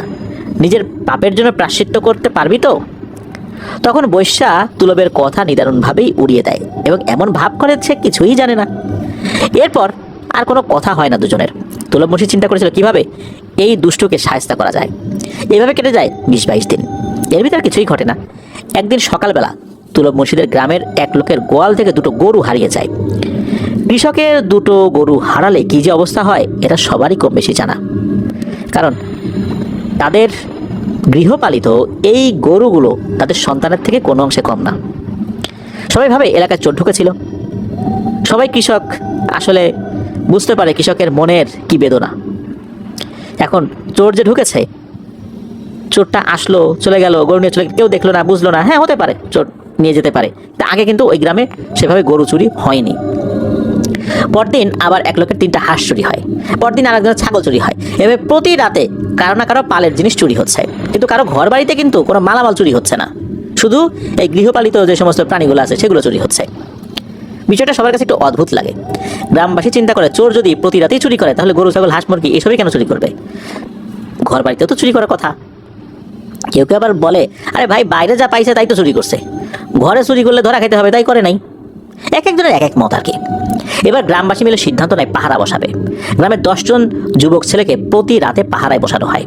পরপর 5 দিন পাহারা বসিয়ে তারা দেখলো যে কোনো ঘটনা ঘটেনি, অর্থাৎ চুরির কোনো ঘটনা ঘটেনি। তাই গ্রামবাসী ভাবে হয়তো বা চোর পাহারা দেওয়ার কথা জেনে গেছে, তাই চুরি করতে আসে না। এই চিন্তা করে পাহারা উঠিয়ে দেয় গ্রামবাসী। সব ঠিক হয়ে গেছে এই চিন্তা করে। যেদিন পাহারা উঠিয়ে দেয় ওই দিন রাতে সবচেয়ে আজব ঘটনা। সেলিম নামের এক লোকের 3 মাসের বাচ্চা হারিয়ে যায়। ঘরের দরজা বন্ধ, জানালা বন্ধ, তাহলে বাচ্চা গেল কোথায়? সকালবেলা গ্রামে হইচই পড়ে যায়। সবাই খোঁজাখুঁজি করলেও কোথাও তার 3 মাসের বাচ্চাকে খুঁজে পাওয়া যায় না। এভাবে পরপর 4 দিনে 4টা বাচ্চা হারিয়ে যায়। তাদের সবার বয়স 6 মাসের কম। গ্রামবাসী এবার আগের থেকে বেশি নড়ে চড়ে বসে। হচ্ছেটা কি গ্রামে? রাতের বেলা সব ঘর বন্ধ থাকলেও এত ছোট বাচ্চা কিভাবে হারিয়ে যাচ্ছে, কোথায় চলে যাচ্ছে? এটা তো কোনো স্বাভাবিক বিষয় হতে পারে না। নিশ্চয়ই কোনো কিছু ঘটেছে, সেটা গ্রামবাসী বুঝতে পারছে না। তারা সবাই মিলে সিদ্ধান্ত নেয়, তুলব মুন্সি যেহেতু কবিরাজি করে, জাদুটনা করে, তার কাছে এই বিষয়টা নিয়ে আলোচনা করা যায়। আসলে সমস্যাটা কি এরা জানতে পারলে হয়তো একটা সমাধানের দিকে যাওয়া যাবে। এভাবে চলতে থাকলে তো সকল ঘরের শিশুই এভাবে হারিয়ে যাবে। তুলব মুন্সি বিষয়টাতে অবগত ছিল, কিন্তু তিনি আসলে জানতেন না যে কারণটা আসলে কি, কোন কারণে এটা হচ্ছে। গ্রামের লোকজন যখন তাকে বিষয়টা খুলে বলে আর জানতে বলে সমস্যাটা কি, তখন তিনি বলেন, আমি দেখি কি সমস্যা, আপনারা আগামীকাল সকালে আমার বাড়িতে আসবেন। তো যে কথা সেই কাজ। গ্রামবাসী পরদিন সকালেই তুলব মুন্সির বাড়িতে এসে হাজির হয়। এসে দেখে তুলব মুন্সি তার ঘরের বারান্দায় বসে আছে, মুখটা মলিন। তখন গ্রামবাসী তাকে বলে, কিছু জানা গেল কি না? তখন তুলব মুন্সি তাদের যে তথ্য দিল তা শুনে তারা যেন আকাশ থেকে পড়েছে। পাশের গ্রামের এই বাসু বা বাইশ্যা কবিরাজ এই তুলব মুন্সির উপর প্রথমে যে মরণ বান মারে সেটা তো সে কাটিয়ে উঠতে সক্ষম হয়। এটা বুঝতে পেরে সে আরও বেশি ক্ষিপ্ত হয়। এরপর এই গ্রামের উপর নরপিশাচের একদল চালান করে দেয়। এরা প্রথমে গ্রামের গরু ছাগল হাঁস মুরগি খাচ্ছিল। এরপর যখন পাহারা বসায় তখন সেটা বন্ধ হয়ে যায়। যখন পাহারা বসানো বন্ধ হয় তারা চিন্তা করে এইবার আরও বেশি করে আক্রমণ করব। এবার গরু ছাগল না, এবার সরাসরি মানুষের বাচ্চাকে আক্রমণ করব। তখন তারা 1 থেকে 6 মাসের বাচ্চাদেরকে খেয়ে ফেলতে শুরু করে। আস্তে আস্তে গ্রামের সব বাচ্চাকে এরা খেয়ে ফেলবে। মোট কথা এই গ্রামটাকে তারা জাহান্নাম বানিয়ে একদম শ্মশান বানিয়ে দেবে। সোজা কথা, এই গ্রামে কোনো লোকজন থাকবে না, ভয়ে সব পালাবে। এটা ওই বৈশ্যা কবিরাজের কাজ, আর এটা করলে ওই বৈশ্যা কবিরাজের বিজয় হবে। এই কথা শুনে মানুষজন তো ওই বৈশ্যাকে মারার জন্য একদম উদ্যত হয়েছে। তখন লোকজন বলতে থাকে যে ওই বৈশ্যাকে মেরে ফেললেই সব সমস্যার সমাধান হবে। তখন তুলব মুন্সি গ্রামবাসীকে উদ্দেশ্য করে বলেন যে বৈশ্যা মরে গেলে জাদু শেষ হয়ে যাবে না, উল্টো চালান করা নরপিশাচের পাল আরও ক্ষিপ্ত হয়ে গ্রামবাসীকে হত্যা করবে। আর এটার কোনো প্রমাণও নাই যে তাকে ধরা যাবে। আপনারা শান্ত হন, এভাবে তো চলতে দেওয়া যায় না। তখন গ্রামবাসী তুলব মুন্সিকে বলে, তুমি তো জীবনে অনেক কিছু করেছো, অনেক কিছু শিখেছো, এবার নিজের গ্রাম আর গ্রামের মানুষকে বাঁচানোর দায়িত্ব কিন্তু তোমার, তুমি কিছু একটা করো। তখন তুলব মুন্সি বলে, আচ্ছা আমি দেখছি কি করা যায়, আপনারা শান্ত থাকেন আর সাবধানে থাকেন, বাচ্চাদেরকে সাবধানে রাখবেন। আর ভুলেও যেন বৈশ্যা জানতে না পারে যে আমরা বিষয়টা জেনে গেছি, তাহলে কিন্তু নতুন কোনো ফোন দিয়ে আনবে। আমি দেখছি কি করা যায়। তখন গ্রামবাসী যার যার বাড়িতে চলে যায়। তুলব মুন্সি এবার বিষয়টাকে আর হালকাভাবে নেয় না। কিছুদিন আগে তাকে মরণ বান মেরেছে, আর এখন গ্রামে নিরীহ মানুষদের উপর অত্যাচার শুরু করেছে এই বৈশ্যা। এটা শেষ তো ওনাকে দেখতেই হবে। প্রতিশোধের নেশায় এই তুলব মুন্সি মানসিকভাবে ফেটে পড়ে। তিনি এখন বিষয়টা কোনোভাবে মানতে পারছেন না। শুরু হয় তার সিদ্ধি আর জাদু জগতের নতুন অধ্যায়। এভাবে কেটে যায় আরও 7 দিন। এর ভিতরে অবশ্য গ্রামের বাচ্চা হারানো কিছুটা কমেছে। 7 দিনে 7টা হারায় নেই, 1-2 জন হারিয়েছে আর কি। বৈশ্যা তো মনে মনে মহা খুশি। আগে মরণ বান মেরে তুলবকে মেরে ফেলতে না পারলেও অনেক কষ্ট দিয়েছে, আর এবার তার গ্রামবাসীকে এমন শাস্তি দিচ্ছে যেটা কোনো মানুষ সহ্য করতে পারবে না। এতে করে সে তুলবের কাছে নিজের ক্ষমতা জাহির করেছে আর নিজের ক্ষমতা বৃদ্ধি করেছে শিশু বলির মাধ্যমে। কি এক পৈশাচিক আনন্দ! এর ভিডিও শুরু হয় বৈশ্যার গ্রামে গরু ছাগল হাঁস মুরগি হারানো। এবারটা ছিল একটু ভিন্ন। বৈশ্যার গ্রামের যার গরু ছাগল হাঁস মুরগি হারাতো, পরদিন সেই জিনিসের মাথা তার বাড়ির আশেপাশে পাওয়া যেত। এভাবে 4-5 দিন চলার পর হঠাৎ বৈশ্যার গ্রামে ছোট বাচ্চা হারানো শুরু হয়। প্রথম 1 দিন 2 বছরের বাচ্চা ঘর থেকে রাতের বেলা উধাও হয়ে যায়, তার বাবা মা খুঁজেও আর পায় না। ওই দিন বিকেলে বাড়ির পাশে তার সন্তানের বিচ্ছিন্ন মাথা পাওয়া যায়। কোনো মা বাবা নিশ্চয়ই এটা মেনে নিতে পারবেন না। এভাবে পরপর 5 দিন 5টা বাচ্চা হারায়। একইভাবে তার শরীর থেকে মাথা আলাদা, আর মাথাটা পাওয়া যায় তার বাড়ির পাশে, শরীরটাকে আর পাওয়া যায় না। এবার গ্রামবাসী নড়ে চলে বসে। সকল গ্রামবাসী এক হয়ে সিদ্ধান্ত নেয় এটা কোনোভাবেই স্বাভাবিক না, তাই তারা কোনো কবিরাজের শরণাপন্ন হবে। তাদের গ্রামে বৈশা কবিরাজ রয়েছে, তাহলে তার বাইরে যাওয়ার দরকার হয় না, কারণ তারা জানতো বৈশা খারাপ কাজে সিদ্ধ হলেও তার অনেক ক্ষমতা রয়েছে, সে হয়তো এসবের কোনো একটা সমাধান করতে পারবে। গ্রামবাসী বৈশার বাড়িতে যায়। বৈশা কয়েকদিন এই বিষয়টা জানছিল যে এইরকম ঘটনা ঘটছে, তার জিনদের মাধ্যমে সবই জেনে গেছে যে তুলবের গ্রামের সাথে সেটা ঘটিয়েছে। এইটার প্রতিশোধ তুলব এবার নিচ্ছে। গ্রামবাসী যখন বৈশাকে বিষয়টা জানায়, তখন বৈশা গ্রামবাসীকে বলে এটা পাশের গ্রামের তুলব মুন্সি করেছে, সে আমার উপর প্রতিশোধ নেওয়ার জন্য গ্রামবাসীর উপর হত্যাকাণ্ড চালাচ্ছে। গ্রামবাসী তুলবকে চিনত, তারা এই কথা শুনে খুবই ক্ষিপ্ত হয়। তখন গ্রামবাসী বৈশার কাছে সমাধান চাইলে বৈশা গ্রামবাসীকে তুলবের উপর আক্রমণ করার জন্য বলে। গ্রামবাসীর এমনিতে মাথা ঠিক নাই, এতগুলো বাচ্চা হারিয়েছে, তারপর কে করেছে এটা জানার পর তারা রাগে ক্ষোভে আরো বেশি ফেটে পড়ে। তারা অনেকে মিলে তুলবের বাড়ির উদ্দেশ্যে রওনা হয়। তারা যখন তুলবের গ্রামে ঢোকে, তখন ওই গ্রামের লোকজনের সাথে দেখা হলে তুলব কোথায় জানতে চায়। কথায় কথায় তারা বলে যে তুলব গ্রামের লোকেরা, তুলব আসলে এরকম কাজ করেছে। তুলবের গ্রামের লোকেরা বৈশা তাদের গ্রামের উপর কি অমানবিক অত্যাচার করছে সেটা আবার বলে। তখন 2 গ্রামের লোক বুঝতে পারে তুলব আর বৈশ্যার ক্ষমতার দম্ভে 2 গ্রামের এতগুলো নিরীহ লোক, তারপর এই অবলা প্রাণীগুলো জীবন দিয়েছে। তারা এই হত্যাকাণ্ডের শেষ ঘটাতে চায়। গ্রামে শান্তি ফেরাতে তুলব আর বৈশ্যাকে ধরে এগুলো বন্ধ করানোর সিদ্ধান্ত নেয়। তখন 2 গ্রামের মানুষ এক হয়ে দুজনকে ধরে একটা মাঠে নেয় এবং তাদেরকে বলা হয় যে 2 গ্রামের মানুষদেরকে যে হত্যা করলি নিজের ক্ষমতা দেখানোর জন্য, এই যে পরিণতিটা তোরা করলি এটা আজকেই বন্ধ করবি, আর তা না হলে তোদের 2 জনকে এখানে গণপিটুনি দিয়ে মেরে ফেলা হবে। দেখি তোদের ওই নরখাদক জিনেরা এসে তোদেরকে বাঁচায় কিনা। তখন এই বৈশ্যার তুলব প্রথম থেকে কি হয়েছে, কেন হয়েছে সব কিছু খুলে বলে। বৈশ্যার ভাষ্য মতে সেদিন তার যে লাউ ভ্যানিশ করার পর থেকে সেখানে ক্ষিপ্ত হয়েছে, নিজের কাছে নিজে অনেক ছোট হয়েছে, এত মানুষের সামনে তার খাবারের লাউ এরকম ভ্যানিশ করে দিয়েছে। ওই দিন বাড়িতে গিয়ে সে তার অনুগত পিশাচদেরকে ডেকেছেন এবং জানতে পারেন যে ওই দিন নাকি লাউয়ের উপরে বান মেরেছিল, আর এই কারণেই লাউটা সবার সামনেই একদম ভ্যানিশ হয়ে যায়। তখন এই বৈশ্যার রাগ আরও বেড়ে যায়। তখন সে সিদ্ধান্ত নিয়েছে যে তুলবের উপর মরণ বান মারবে, আর সে সেটাই করেছে। তো একটা বিধবা নারীর একমাত্র অবলম্বন একটা শিশু বাচ্চাকে বলে দিয়ে এক ভয়ঙ্কর পিশাচকে পাঠিয়েছিল তুলবকে মারার জন্য। তুলব জাদুবিদ্যাতে পারদর্শী বলে কাজটা দেরি হচ্ছিল এবং একটা সময় সে বুঝতে পেরে বানটি তার জিনের মাধ্যমে কাটাতে সক্ষম হয়। এটা এই বৈশ্যা জানতে পেরে আরও ক্ষিপ্ত হয়ে এমন এক জাদু করেছে তুলবের গ্রামের উপর, এটাতে ওই গ্রামের সব মানুষই একটা সময় শেষ হয়ে যাবে। মানুষের চোখের মণি, যাদের তারপরে সাপের খোসা আর গ্রামের মাটি, এই 3টা জিনিস, অর্থাৎ মানুষের যে চোখের মণি থাকে এটা, সাপের খোলস, তারপর ওই গ্রামের মাটি, এইগুলো দিয়ে শয়তানের পূজারীদেরকে আহ্বান করে এবং তাদের কাছে ওই গ্রামের সকল প্রাণীকে উৎসর্গ করা হয়, অর্থাৎ তারা একটা একটা করে ওই গ্রামের সবাইকে নিয়ে যাবে। এইরকম একটা চুক্তি হয়ে যায়। এটা এমন একটা জাদু, এটা একবার যদি শুরু হয়ে যায় এটা ঠিক করার কোনো পথ নাই। তখন বৈশা জানায় যে সে নিজে চাইলেও এটাকে ঠিক করতে পারবে না, আর কোনো মানুষ পারবে বলেও মনে হয় না। রাগের মাথা থেকে প্রতিশোধ নিতে গিয়ে সে বড় একটা অন্যায় করে ফেলেছে, সে সবার সামনে মাপ চায়। তো এ কথা শুনে তুলবের গ্রাম মানুষ ওখানেই বৈশাকে গণধোলাই দিতে শুরু করে। তখন বৈশা গ্রামের লোক তাদের আবার শান্ত করে এবং বলে তুলবের কাছ থেকে বাকি ঘটনার এখন শুনতে হবে, এদের মারলে তো সমাধান হবে না, ঘটনা তো ঘটতেই থাকবে, একটা সমাধানের দিকে যেতে হবে। তখন তুলবের কাছে জানতে চাওয়া হয় সে কি করেছে। তখন তুলব বলে সেদিন বাজারে লাউয়ের উপর মরণ বান সে মারছে, মৃত বস্তু হয় সেটা ফেটে ভ্যানিশ হয়ে যায়। এরপর সে আর কিছুই করেনি। মাঝে মাঝে তার শরীরটা খারাপ হওয়ার পর সে তার জিনের মাধ্যমে জানতে পারে যে বৈশা মরণ বান মেরেছে তাকে। তখন সে কাটায় এবং সে চিন্তা করতে থাকে কীভাবে প্রতিশোধ নেওয়া যায়। তখন এই তুলব মুন্সি যখন জেনেছেন যে বৈশা তার গ্রামের লোকদের উপর কালো জাদু করেছে, তখন সে একটা সুন্দর সুযোগ পেয়ে যায়। তখন সেও ইফরিত জিনেরদেরকে আহ্বান করে এবং 2টো মানুষের মুন্ডু উপহার দিয়ে মূলত এদেরকে আহ্বান করা হয়েছিল। এরপর ওই গ্রামের, অর্থাৎ ওই বৈশার গ্রামের লোকদের উপর ওদেরকে চালান করে দেওয়া হয়। এরাই সেখানে হত্যাকাণ্ড শুরু করেছে। এই তুলব মুন্সি আরও জানায়, সে যখন ইফরিতকে আহ্বান করেছিল তখন চুক্তি হয়েছিল যে এটা কিন্তু বন্ধ করা যাবে না, আর বন্ধ করতে চাইলে ওরা বন্ধ করবে না, আর যদি বন্ধ করার কথা বলে তাহলে তুলব মুন্সির ধর থেকে মাথা আলাদা করে ফেলবে। তখন তুলব মুন্সিও জানায় এটা তার নিয়ন্ত্রণের বাইরে চলে গেছে। এসব শুনে গ্রামবাসী দুজনের উপরই চড়াও হয়। পরে কিছু মুরব্বী সবাইকে শান্ত করে আর কি, এবং বলে এদের মারলে তো সমাধান হবে না, এদেরকেই সমাধান বের করে দিতে হবে, তা না হলে প্রতিদিন কারো না কারো জীবন যাবে। তখন তুলব বলে সিলেটের একজন হুজুর আছে তার জানা মতে, তিনি খুবই কামেল মানুষ, বয়সটা একটু বেশি হয়ে গেছে, তিনি চেষ্টা করলে হয়তোবা কিছু একটা হতে পারে। জিনের নাকি একসময় তার নাম শুনলে ভয় সামনে আসতো না। গ্রামবাসী তখন আলোচনা করে সিদ্ধান্ত নেয় যে কয়েকজন মুরব্বী মিলে সেই হুজুরের কাছে যাবে এবং তাকে নিয়ে আসবে, আর ততদিন বৈশাখ তুলবকে একটা ঘরে বেঁধে রাখা হবে, কোনোভাবে তাদেরকে ছাড়া যাবে না সমাধান না হওয়া পর্যন্ত। যে কথা সেই কাজ, দুজনকে একটা ঘরে তালাবদ্ধ করে রাখা হয়, তাদেরকে পাহারা দেওয়া হয়। দুই গ্রামের কয়েকজন মুরব্বী ময়মনসিংহ থেকে সিলেটে যান অনেক কষ্ট করে, তখন তো রোড ঘাট এতটা ভালো ছিল না। তুলবের দেওয়ার ঠিকানা মতে সেই হুজুরের কাছে তারা পৌঁছান, গিয়ে দেখেন হুজুর আসলেই বয়স হয়ে গেছে, অনেক হাঁটাচলা করতে পারেন, তবে দূরে কোথাও আসলে যাওয়ার মতো সক্ষমতা তার ওভাবে নেই। হুজুরকে তারা সব ঘটনা খুলে বলেন। হুজুর তাদের কথা শুনে কিছু সময় চুপ করে থাকেন, এরপর বলেন আপনারা আমার মেহমান, তাদের কি আর অসম্মান করা যায়? আপনারা আসছেন অনেক দূর থেকে, কিভাবে আপনাদেরকে ফিরিয়ে দেই যে আমি কাজটা করব না?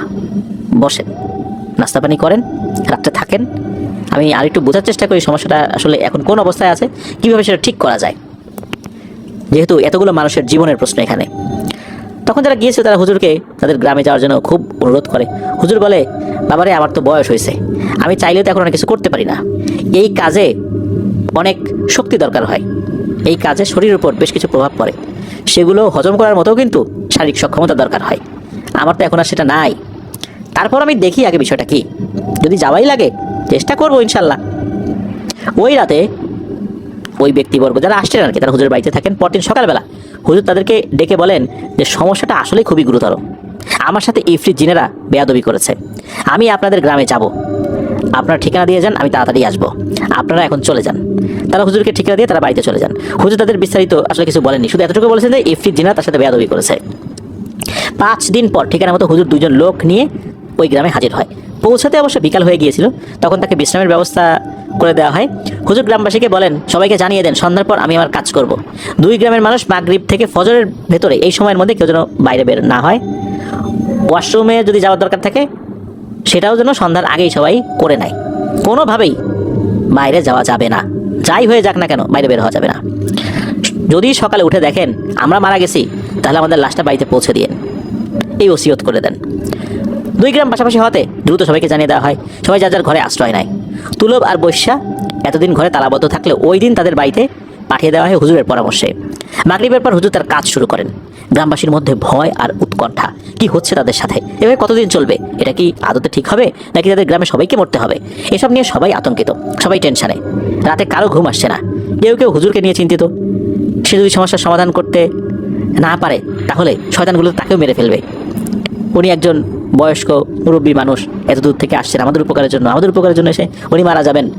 সবাই আসলে চিন্তায় পড়ে যান। সে এক বিভীষিকাময় রাত ছিল। রাত যত গভীর হচ্ছে তত টেনশন বাড়ছে। হঠাৎ গ্রামবাসী শুনতে পায় বাইরে কাল বৈশাখী ঝড় শুরু হয়ে গেছে, কিন্তু বৃষ্টির কোনো শব্দ নেই। মনে হচ্ছে চারদিকে ধ্বংসযজ্ঞ চলছে। বিকট বিকট অদ্ভুত রকমের শব্দ শোনা যাচ্ছে, যেটা পৃথিবীর মানুষ কখনো শুনেছে বলে তাদের মনে হয় না। এভাবে অনেক সময় চলেছে। 2 গ্রামের মানুষদের কাছে মনে হচ্ছিল আজকে মনে হয় সবাই মারা যাবে, বড় দুর্যোগ হচ্ছে। একটা সহসা সব বন্ধ হয়ে যায়, চারিদিকে নিস্তব্ধতা। এই কিছু সময় পর বাইরে থেকে মনে হচ্ছে বাঁশির সুর ভেসে আসছে। বাঁশির সুর এত করুণ আর মলিন ছিল যে গ্রামবাসী ভাবছিল তারা একবার বাইরে গিয়ে দেখবে যে এত করুণ কণ্ঠে কে বাঁশি বাজায়। তবে ভয়ে কেউ আর বাইরে বের হয়নি। একটা সময় বাঁশির সুরও বন্ধ হয়ে যায়। একটা সময় ভোর হয়, সবাই বাইরে বের হয়। 2 গ্রামের সবার বাড়িতেই বিভিন্ন ডালপালা পড়েছিল, বিভিন্ন উঠানে বিশাল বিশাল বড় বড় পায়ের ছাপ, মনে হচ্ছিল কোনো দৈত্য হেঁটে গেছে। মনে হচ্ছে প্রত্যেকটা বাড়িতেই এই দৈত্যটা এসেছিল। প্রত্যেকটা বাড়িতে একটা সার্চ দিয়ে গেছে যে বাইরে কেউ আছে কিনা। বিভিন্ন জায়গায় বাঁশ ফেটে পড়ে আছে, বিভিন্ন জায়গায় মাথাবিহীন কাক মরে পড়ে আছে। চারপাশ দেখে মনে হচ্ছিল ভয়ানক কোনো দুর্যোগ হয়েছে। সবাই মিলে হুজুরকে খুঁজতে থাকে। একটা জায়গায় হুজুর তার 2 সহযোগীকে জীবিত অবস্থাতেই পাওয়া যায়, তবে তারা একটু আহত ছিলেন। হুজুর সবাইকে দেখে মুচকি হেসে বললেন আলহামদুলিল্লাহ, সব ঠিক হয়ে গেছে, আপনারা মুক্ত। এরপর হুজুর বলেন যে কাকগুলো মাথাবিহীন অবস্থায় পাওয়া গেছে এদেরকে মাটি চাপা দিয়ে দেন। আর বৈশ্যা আর তুলবকে খুঁজতে বললেন। কয়েকজন বৈশ্যা আর তুলবের বাড়িতে উঠানে গিয়ে দেখে যে এক বিভৎস অবস্থা। দুজনেরই ধর মাথা থেকে আলাদা হয়ে উঠোনে পড়ে আছে, আর দুজনেরই চোখ দুইটা খোলা, উপরের দিকে তাকিয়ে আছে চোখ খুলে। মনে হচ্ছিল ভয়ানক কিছু দেখেই তাদের চোখ আর বন্ধ হয়নি, সেই আতঙ্ক তখনও তাদের চোখে মুখে স্পষ্ট হয়ে আছে। সবাই হুজুরকে খবরটা দিলে হুজুর ধর্মীয় রীতি অনুযায়ী তাদেরকে দাফন করতে বললেন। গ্রামবাসী হুজুরকে বললেন যে গতকাল রাতে কি হয়েছিল, এটা জিনিসটা আসলে তারা জানতে চাচ্ছিলেন আর কি। তখন হুজুর বলেন কি হয়েছিল সেটা কেউই জানতে চাইবেন না, সেটা আসলে আপনাদের জন্য মঙ্গলজনক হবে না। বিপদ কেটে গেছে, আল্লাহর কাছে শুকরিয়া আদায় করেন। ভুলেও কেউ কোনো হুজুর বা কবিরাজের কাছে গিয়ে গতকাল রাতে কি ঘটেছিল সব জানতে চাইবেন না, তাহলে পরিণতি আরও খারাপ হতে পারে। আমি এখন চলে যাচ্ছি, আশা করি ইনশাল্লাহ আর কোনো সমস্যা হবে না, আপনারা ভালো থাকবেন। তখন গ্রামবাসী হুজুরকে কিছু দক্ষিণা দিতে চাইলে হুজুর বেশ রেগেই যান, বলেন সব কিছুর বিনিময় হয় না, আপনারা ভালো থাকেন। এরপর হুজুর তার দুই সহযোগীকে নিয়ে সিলেটের উদ্দেশ্যে রওনা হন। এভাবেই শেষ হয় ভয়ানক এক জাদুর অভিশাপ। গ্রামবাসী যেন খুশিতে আত্মহারা। আসলে কি ঘটেছিল সেই দিন রাতে? চারদিকে ঝড়, মহাপ্রলয়, আবার একটা সময় করুণ বাঁশির সুর, এগুলো আসলে কি?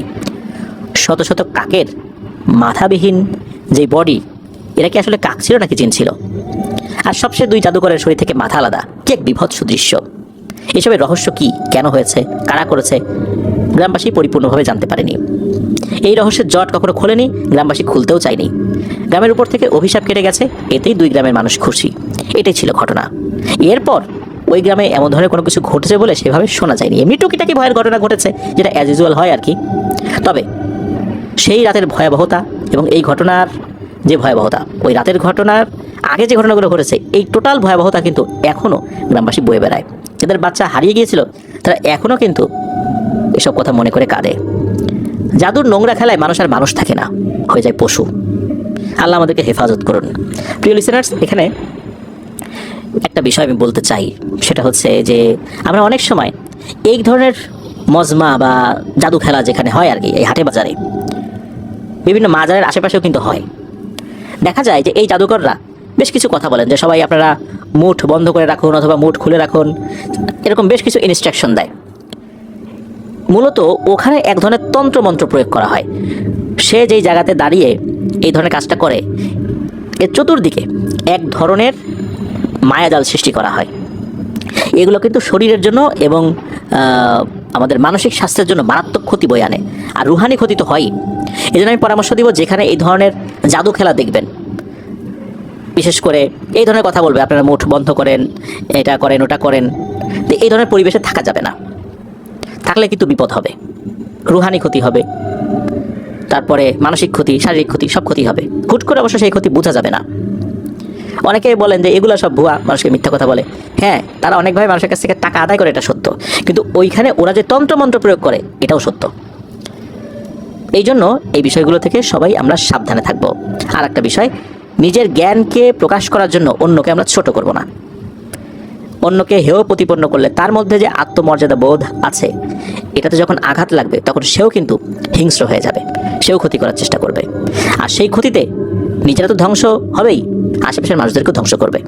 এই ঘটনায় তার প্রমাণ। ধন্যবাদ জানাচ্ছি মাশফিক ভাইকে ওনার পাঠানো এই ঘটনার জন্য। প্রিয় লিসেনার, চলুন চলে যাব আমাদের আজকের এই আয়োজনের তৃতীয় এবং শেষ ঘটনায়।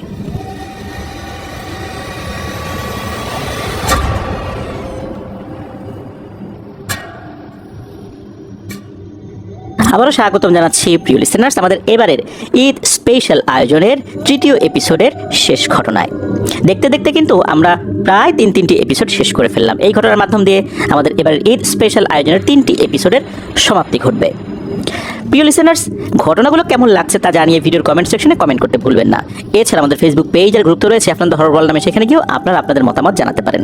আপনাদের সাথে ঘটে যাওয়া বা আপনাদের জানা সত্য ভয়ের ঘটনাগুলো আমাদেরকে লিখে বা রেকর্ড করে afnanthehorrorworld@gmail.com এই ইমেল অ্যাড্রেসে ইমেল করতে পারেন। ইমেল অ্যাড্রেসের স্পেলিংটা বলে দিচ্ছি, AFNANTHEHORRORWORLDBD afnanthehorrorworldbd@gmail.com। স্পেলিংটাও আমরা আমাদের ভিডিও ডেসক্রিপশনে দিয়ে রেখেছি, সেখানে গিয়ে স্পেলিংটা চেক করতে পারবেন। প্রিয় লিসেনার্স, এই ভিডিও লাইক বাটন প্রেস করতে ভুলবেন না। ভিডিও লিঙ্কটাও বেশি বেশি করে শেয়ার করে দেবার অনুরোধ করছি, যাতে করে যারা সত্য ভয়ের ঘটনা শুনতে ভালোবাসেন তাদের কাছে আপনার হরর ওয়ার্ল্ড পৌঁছাতে পারে। আজকের এই এপিসোডের শেষ যে ঘটনাটি এখন শেয়ার করতে যাচ্ছে, এই ঘটনাটি আমাদেরকে যিনি পাঠিয়েছেন ওনার নাম ইব্রাহিম খলিল। ওনার দেশের বাড়ি চাঁদপুরে, আর উনি একজন রেমিটেন্স যোদ্ধা ভাই, বর্তমানে রয়েছেন সৌদি আরবের পবিত্র মক্কা নগরীতে। ওনার কাজের ধরনটাই এমন যে দিনের অধিকাংশ সময়ই ওনাকে কাবা ঘরের আশেপাশেই থাকতে হয়। এটা ওনার জন্য বিশাল একটা সৌভাগ্যের ব্যাপার, যেটি উনি আমাদেরকে জানিয়েছেন। কেননা সারা বিশ্বের অর্থাৎ সারা পৃথিবীর বিভিন্ন প্রান্ত থেকে অসংখ্য মানুষ কিন্তু প্রতিনিয়ত এই কাবা ঘরের উদ্দেশ্যে হজ করার জন্য আসছেন। এরপরও কিন্তু বড় একটা অংশ তারা কিন্তু হজ করতে আসতে পারেন না। আর্থিক অসঙ্গতি, শারীরিক অক্ষমতা, বিভিন্ন ধরনের ব্যাপার রয়েছে। সর্বোপরি আল্লাহ সুবহানাহু ওয়া তাআলা যদি না চান তাহলে কেউ সেখানে যেতে পারবেন না। অনেক সুস্থ স্বাভাবিক লোক যাদের আর্থিক অবস্থা অনেক ভালো, ওরা বিভিন্ন জায়গায় ঘুরতে যাচ্ছেন, ছুটি পেলেই তারা বিভিন্ন দেশে সফর করতে যাচ্ছেন। পার্শ্ববর্তী বিভিন্ন দেশগুলো আছে, সেখানে তারা হলিডে কাটাতে যান, তারপর বিয়ের পর হানিমুন করতে যান। কিন্তু দীর্ঘ এই জীবনে কখনো মনে হয়নি আমরা একটু পবিত্র কাবা ঘর জিয়ারত করে আসি। তো অনেক টাকা কিন্তু অনেকভাবে নষ্ট করে ফেলে। আল্লাহ যদি চান তবেই ওই জায়গাগুলোতে আমরা যেতে পারবো। এই জন্য প্রিয় লিসেনার্স, আমি একটা বিনীত অনুরোধ করব যে আমরা বিভিন্ন জায়গায় বেড়াতে আমরা যেতে পারি। এটা একটা আনন্দময় ইবাদত, কারণ আল্লাহ তাআলা বলছেন তোমরা জমিনে ভ্রমণ করো আর দেখো আমি আমার অবিশ্বাসীদের সাথে কি ব্যবহার করেছি। তো ঈমান বাড়ানোর জন্য, তারপরে মূল্যবোধের যে পরিবর্তন, অন্য দেশে সফর করলে তাদের আচার আচরণ, এই জিনিসগুলো দেখে কিন্তু আমাদের মূল্যবোধের অনেক পরিবর্তন ঘটে, ব্যক্তিত্বের পরিবর্তন ঘটে। এই কারণে ভ্রমণ করা যাবে নিঃসন্দেহে, কিন্তু আমরা চাইবো যে আমাদের ভ্রমণটা এমন হোক যে সমস্ত জায়গায় ভ্রমণ করার মাধ্যমে আমাদের ঈমানটা যেন বাড়ে। তাহলে আমরা ভ্রমণের সাথে সাথে পরকালের জন্য নিজেদেরকে প্রস্তুতিও নিতে সাহায্য করতে পারি।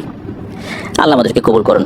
ইব্রাহিম খলিল ভাই উনি ওনার কাজের কারণেই মূলত ইন্দোনেশিয়ান এবং মালয়েশিয়ান এই দুই দেশের হাজিদের সাথে বেশি মিশতে পারেন। তাদের সাথে এভাবে মেশার কারণে তাদের যেই ভাষা, এই ভাষার কিছু কিছু বিষয় উনি বুঝতে পেরেছেন। উনি ভাঙা ভাষায় কথা বলতে পারেন, ইন্দোনেশিয়ান যে ভাষা, তারপর মালয় ভাষা, এগুলোতে ভাঙাভাবে কথা বলতে পারেন। পুরোপুরি এখনও আয়ত্ত আনতে পারেনি, সময় লাগবে। আমরা দোয়া করি সেটাও যেন উনি দ্রুতই ওভারকাম করতে পারেন। তো এর আগে উনি কিন্তু এই দেশের হাজিগুলোর কাছ থেকে বেশ কিছু ঘটনা আমাদেরকে পাঠিয়েছিলেন। তো চলুন আজকের ঘটনা শুরু করি। তো এই যে ঘটনাটি, এটিও ঘটেছিল ইন্দোনেশিয়ান একজন ব্যক্তির সাথে।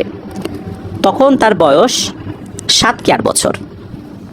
খুব অল্প বয়সেই মা বাবা হারিয়েছেন উনি। মা বাবা হারিয়েছেন এক অর্থে যে মা মৃত্যুবরণ করেছেন, কিন্তু বাবা জীবিত থেকেও মৃত। ওনারা এক ভাই এক বোন। জীবিত অবস্থাতেই, অর্থাৎ ওনার মা জীবিত অবস্থাতেই ওনার বাবা দ্বিতীয় বিবাহ করেন। সেখানে শুরু হয় বিভিন্ন ধরনের অশান্তি। ওনার বাবা মদের ব্যবসা করতেন। পাহাড়ি এলাকার একটা জায়গায় ওনাদের বাড়িঘর ছিল আর কি। মদ বলতে যে দেশি মদ আমাদের বাংলাদেশে যেভাবে তৈরি করে আর কি, তো ওই এলাকাগুলোতে ওনারাও নির্দিষ্ট একটা পদ্ধতিতে, ওনাদের লোকাল যে পদ্ধতি আর কি, সেই পদ্ধতিতে দেশি মদ বানিয়ে বিক্রি করতেন। তো ওই সময় এই ভাইয়ের বয়স ছিল 7 কি 8 বছর, আর ওনার বোনের বয়স ছিল 4 কি 5 বছর এরকম আর কি। তো যখন ওনার বাবা দ্বিতীয় বিয়ে করেছেন তখন তো পরিবারে অশান্তি শুরু হয়ে গেছে। মানসিক বিভিন্ন চাপ নিতে না পেরে ওনার মা স্ট্রোক করে মারা যান। যখন ওনার মা স্ট্রোক করে মারা যান তখন তো সৎ মায়ের ঘরে এই দুই সন্তান নিদারুণ অবহেলিতভাবে জীবনযাপন করতে থাকেন। কি করা যায়, সৎ মা খাবার দেয় না, বাবা এরকম নেশাপানি নিজেও করে, সেগুলো বিক্রিও করে, সন্তানদের দিকে কোনো খেয়াল নাই। তখন ওই এলাকার একজন গণ্যমান্য ব্যক্তি উনি এই দৃশ্য দেখে এই দুই সন্তানকে নিয়ে ওই বাড়ি থেকে বেশ কিছুটা দূরে একটা মাদ্রাসায় ভর্তি করিয়ে দেন, এবং উনি বলেন যে এই দুই সন্তানের দায়িত্ব সম্পূর্ণ আমার, ওদের যত খরচ লাগে আমি দেব। একটা মহিলা মাদ্রাসায় মেয়েটাকে ভর্তি করিয়ে দেন, আর ওই ছেলেটাকে একটা ছেলেদের মাদ্রাসায় ভর্তি করিয়ে দেন। তার লেখাপড়া করছিল ভালোভাবেই। এভাবেই কেটে যায় প্রায় 4-5 মাস। এক সময় হয় কি, এই যে বয়স্ক ভদ্রলোক উনি আর মাদ্রাসায় আসছেন না। তো ওই মাদ্রাসার অবস্থাও খুব বেশি ভালো ছিল না। যতটুকু সাহায্য সহযোগিতা পাওয়া যেত মানুষের কাছ থেকে, আর ওই মাদ্রাসার বাচ্চারা তারা যতটুকু টাকা পয়সা দিতে পারতো এটা দিয়ে চলতো। হঠাৎ করে মাদ্রাসায় সাহায্য সহযোগিতা আসাটাও কমে যায়। এরপর ওই যে বয়স্ক ভদ্রলোক যিনি এসে এই দুই বাচ্চাকে ভর্তি করিয়ে দিয়ে গিয়েছিলেন, উনিও আসছেন না মাস 3 হলো, এরকম কাছাকাছি একটা সময়। এখন মাদ্রাসার তরফ থেকে যোগাযোগ করার চেষ্টা করা হয়। ওনারা তখন জানতে পারেন এক হৃদয় বিদারক ঘটনা। সেটা হচ্ছে এই যে বয়স্ক ভদ্রলোক উনি এক ঝড় বৃষ্টির রাতে বাড়িতে ফেরার সময় বজ্রপাতে আল্লাহর ডাকে সাড়া দিয়ে চলে গেছেন। মাদ্রাসা কর্তৃপক্ষ খুব মর্মাহত হন, যেমন একটা ভালো মানুষ এরকম এতিম 2 বাচ্চার দায়িত্ব নিল, আল্লাহ তাআলা ওনাকে নিয়ে গেছেন। শহীদি মর্যাদা যেন ওনারা আল্লাহ তাআলার কাছে যেন উনি পান, এই জন্য ওনারা দোয়া করেন। কেননা এই ধরনের মৃত্যুগুলোতে আল্লাহ তাআলা শহীদি মর্যাদা দান করবেন, এই সংক্রান্ত বর্ণনা রয়েছে। এখন কথা হচ্ছে যে এই দুই বাচ্চার এখন কি হবে? তখন মাদ্রাসা কর্তৃপক্ষ এই দুই বাচ্চার বাবার সাথে যোগাযোগ করেন। বাবা সাফ জানিয়ে দেয়, কিসের ছেলে মেয়ে, আমার তো কোনো ছেলে মেয়েই নেই। সে সম্পূর্ণরূপে অস্বীকার করে। কি আর করা, এই দুই বাচ্চা তার বাবা বেঁচে থাকতেও চূড়ান্তভাবে এতিম হয়ে পড়ে। এখন কি করা যায়? মাদ্রাসা বন্ধ হওয়ার উপক্রম হয়েছে, মাদ্রাসার হুজুরদের বেতন দিতে পারছেন না ওনারা, বাচ্চাদেরকে কিভাবে খাওয়াবেন। একটা পর্যায়ে মাদ্রাসা ছুটি দিয়ে দেওয়া হয়, যদি আর্থিক অবস্থা আবার ভালো হয় আবার সবাইকে ডাকা হবে, এমন চিন্তা করে। তখন এই দুই বাচ্চা কোথায় যাবে? তারা তো এই বাড়িতে ফিরতে পারছে না। ওই সময় একটা ঘটনা হয়, সেটা হচ্ছে যে এই যে বাচ্চা মেয়েটাকে পাঠিয়ে দেওয়া হয় তার নানার বাড়িতে। তার নানা বাড়ি থেকে এই মেয়েটার সব দায়িত্ব নেওয়া হয়। এখন এই ছেলেটা কোথায় যাবে? ওই সময় তার বাবা কি করেছেন, এই ছেলেটাকে তার কাছে নিয়ে আসছেন আর নানাদেরকে বলছেন যে ছেলেটাকে আমি নিয়ে যাচ্ছি, কোনো সমস্যা নেই, সব দায়িত্ব আমার তো আর্থিক অবস্থা ভালো না, মেয়েটাকে আপনারা রাখেন, ছেলেটাকে আমার কাছে দিয়ে দেন। তো সবাই চিন্তা করলো, মনে হয় লোকটার মাথায় একটু ভালো বুদ্ধি আসছে, আল্লাহ একটু হেদায়েত করছে। ছেলেটাকে নিয়ে আসার পেছনে তার একটা অসৎ উদ্দেশ্য ছিল, সেটা হচ্ছে এই ছেলেটাকে দিয়ে সে ভিক্ষাবৃত্তিতে নামিয়ে দিল, একটা থাল হাতে ধরিয়ে ভিক্ষাবৃত্তির জন্য নামিয়ে দিল। ছেলেটা লেখাপড়া শিখতে চেয়েছিল, হাফেজ আলেম হতে চেয়েছিল, তাকে দিয়ে এরকম ভিক্ষাবৃত্তিতে তার বাবা নামিয়ে দিল। কি আর করা, সে গ্রামে ঘুরে ঘুরে ভিক্ষা চাইতো। তো ওখানে কিন্তু হিন্দু ধর্মের লোকজনও কিছু ছিল, তারপরে বুদ্ধিস্ট ছিল, খ্রিস্টিয়ানও ছিল, তবে হিন্দু ধর্মের লোকজন কম ছিল, মুসলিম বেশি ছিল আর কি। ওখানে মুসলিম সংখ্যাগরিষ্ঠতাই বেশি ওই এলাকাতে ছিল আর কি। তো সে যেই বাড়িতেই যেত না কেন, সে বলতো আল্লাহর রাস্তায় আমাকে কিছু ভিক্ষা করেন, এই এতিমকে কিছু দান করেন। তখন মানুষজন যেটা দিত সেটা নিয়ে সারাদিন ঘুরে ঘুরে আবার সন্ধ্যার দিকে বাড়িতে ফেরত আসতো। বাড়িতে ফেরত আসার সাথে সাথে নাকি এই ছেলেটার গলায় দড়ি পরিয়ে দেওয়া হতো, যেমন ছাগল গরুর মানে গলায় যেরকম দড়ি পরিয়ে দেওয়া হয় না, তো ওই রকম দড়ি পরিয়ে দিত তারা, আর ঘরের একটা জায়গা থেকে বেঁধে রাখতো যাতে করে সে চলে যেতে না পারে, সে দড়ি ছুটেও চলে যেতে পারে। এটা একটা প্রতীকী নির্যাতন ছিল যে আসলে তুই স্বাধীন না, তুই এখানে পরাধীন। গরু ছাগলকে দিয়ে মানুষ যেমন উপকৃত হয়, তোকে দিয়ে আমরা উপকৃত হচ্ছি। গরুর দুধ দুইয়ে যেভাবে দুধ বিক্রি করে মানুষ অর্থ উপার্জন করতে পারে, তো তোকে দিয়ে তো ভিক্ষাবৃত্তি করাচ্ছি, এই সমস্ত জিনিসগুলো যা পাস তা দিয়ে আমাদের ভালোই হয়ে যায়। তো ওই এলাকাগুলোতে কিন্তু মানুষ অর্থকরী কম দিত, ফসল দিত বেশি। আমাদের পার্বত্য এলাকাগুলোতে যেরকম জুম চাষ হয় পাহাড়ে, তো ওখানকার জুম চাষের নাকি পার্থক্য রয়েছে, আমাদের দেশের মতো না, তাদের চাষাবাদের ক্ষেত্রে বেশ কিছুটা পার্থক্য রয়েছে। তো ওরা ফসল দিত, চাল দিত, বিভিন্ন জিনিস দিত আর কি, তো সেগুলো নিয়ে আসতো। তো একদিন হয় কি, ওই ছেলেটা একটা বাড়িতে গিয়েছে, তো ওই বাড়ির লোকটা উনি খুব দয়া মায়া করে অনেকগুলো জিনিস তাকে দিয়ে দিয়েছে, অনেকগুলো চাল দিয়ে দিয়েছে। দেখা গেলো যে সারাদিন সে ভিক্ষা করে যা উপার্জন করে বা যা পায় মানুষের কাছ থেকে, ওই এক বাড়ি থেকেই সে সেটা পেয়ে গেছে। তখন আল্লাহর কাছে শুকরিয়া আদায় করে সে বাড়িতে ফেরত আসে। এত তাড়াতাড়ি বাড়িতে ফেরত আসা দেখে তার সৎ মায়ের তো মেজাজ গরম হয়ে যায়। এদিকে তার বাবা ওই সময় ঘরে ছিল, দেশি মদ বানানোর কাজ সে করছে। তখন এই সৎ মা বলে ওঠে, এই তুই এত তাড়াতাড়ি আসলি কেন? বলে যে এই যে আমার তো অনেক কিছু হয়ে গেছে, এই জন্য চলে আসছি। তখন ওই জিনিসগুলো রেখে ওকে আবার মারধর দিয়ে ভিক্ষা করতে পাঠিয়ে দেওয়া হয়, যা সারাদিন পরে আসে, আরও কিছু নিয়ে আয়। তো যেই জিনিসগুলো ওই সময় সকাল সকাল নিয়ে আসছিল, ওর বাবা ওইটা আবার বাজারে নিয়ে বিক্রি করে ওই টাকাটা আবার তার ওই মদের ব্যবসাতে লাগিয়ে দেয়, ইনভেস্ট করে। ওই ছেলেটা তখন আল্লাহ তাআলার কাছে খুব কান্নাকাটি করে যে আল্লাহ, আমি এতিম, আমার বাবা থেকেও নাই, আমার মাকে তুমি নিয়ে গেছো। তোমার পেয়ারা হাবিব হযরত মুহাম্মদ সাল্লাল্লাহু আলাইহি ওয়াসাল্লাম কিন্তু ছোটবেলায় উনি ওনার বাবাকে হারিয়েছিলেন, তারপর আরেকটু বড় হলে শিশু বয়সে উনি ওনার মাকে হারান। তো তুমি এতিমদেরকে ভালোবাসো, এতিমদেরকে খেদমত করলে তুমি খুশি হও। তাই ইয়া আল্লাহ, আমার ক্ষুধার যন্ত্রণা তুমি লাঘব করে দাও, আমি আর কষ্ট সহ্য করতে পারছি না, এত নির্যাতন আমি আর সইতে পারছি না। তুমি হয় আমাকে মৃত্যু দান করো, যদিও বা মৃত্যু কামনা করা ঠিক নয়, না হলে আমাকে সুস্থভাবে স্বাভাবিকভাবে বেঁচে থাকার তৌফিক দান করো, আমি আর সইতে পারছি না। আমি এভাবে ভিক্ষাবৃত্তি পছন্দ করছি না, কারণ তোমার নবী সাল্লাল্লাহু আলাইহি সাল্লাম ভিক্ষাবৃত্তি পছন্দ করতেন না, অথচ আমাকে এই কাজেই নামিয়ে দেওয়া হয়েছে। আমি নিরুপায়, আমার কোনো উপায় নেই, তুমি আমার সহায় হয়ে যাও। এভাবে সে আল্লাহ তাআলার কাছে কান্নাকাটি করে বিভিন্নভাবে ফরিয়াদ জানাচ্ছিল। ওই দিন আবার কি হয়, সে অন্যান্য বাড়িঘরগুলোতে ঘোরাঘুরি করে খুব একটা বেশি ভিক্ষা পায়নি। এটা হয়তো আল্লাহরই ইচ্ছা ছিল যে আল্লাহ তার সাথে কি আচরণ করবেন, তার ভাগ্য কোন দিকে নিয়ে যাবেন। সে যখন অতি সামান্য কিছু নিয়ে বাড়িতে ফেরত আসে, তখন তার সৎ মায়ের মেজাজটা প্রচণ্ড রকমের গরম হয়ে যায়। বলে যে দেখছো ছেলেটা কি পরিমাণ ফাজিল, সে ইচ্ছাকৃতভাবে বিভিন্ন বাড়িতে যায় নাই, তা না হলে এত কম জিনিস নিয়ে আসে। ওকে দ্বিতীয়বার পাঠাইছি তো এই জন্য সে ইচ্ছা করে যায় নাই। এই সমস্ত কথা বলে তার মা বাবা দুজন মিলে বেধড়ক পিটুনি শুরু করে ওই ছেলেটাকে। মারতে মারতে ওর অবস্থা খারাপ করে ফেলে, একদম নাক দিয়ে মুখ দিয়ে রক্ত বের হয়ে যায়।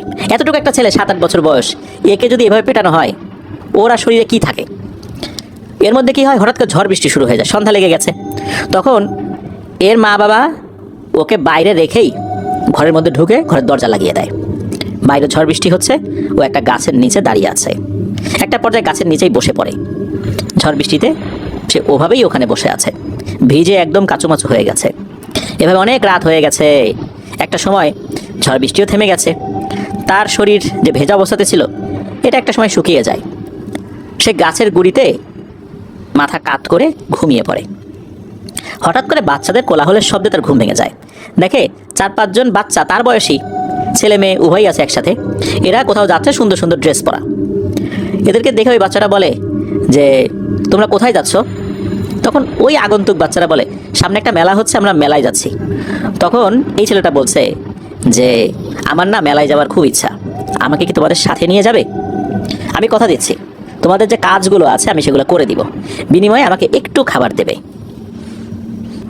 তখন ওই বাচ্চাগুলো একে অপরের দিকে তাকায়, তারা মনে হচ্ছে ইশারায় কিছু একটা বলল। তারপর ওই বাচ্চারা বললো আচ্ছা ঠিক আছে, তুমি চলো আমাদের সাথে। তখন তাদের সাথে এই ছেলেটা হাঁটতে হাঁটতে চলে যায়। তো একটা জায়গায় চলে আসে, এসে দেখে সেখানে অনেক আলোকোজ্জ্বল অবস্থা, মেলা হচ্ছে। অথচ এখানে পূর্বে যে মেলা হয় বা রাতের বেলা এরকম আলোকোজ্জ্বল অবস্থা থাকে এটা কিন্তু আগে কখনো সে দেখেনি, যেহেতু সে ওই গ্রাম ভরেই হেঁটে বেড়ায়, ভিক্ষা করে। তো ওখানে এই অবস্থা দেখে সে অবাকও হয়, খুশিও হয়। তো ওই বাচ্চারা বিভিন্ন জায়গায় হেঁটে যাচ্ছিল, সেও তার পিছু পিছু যাচ্ছে।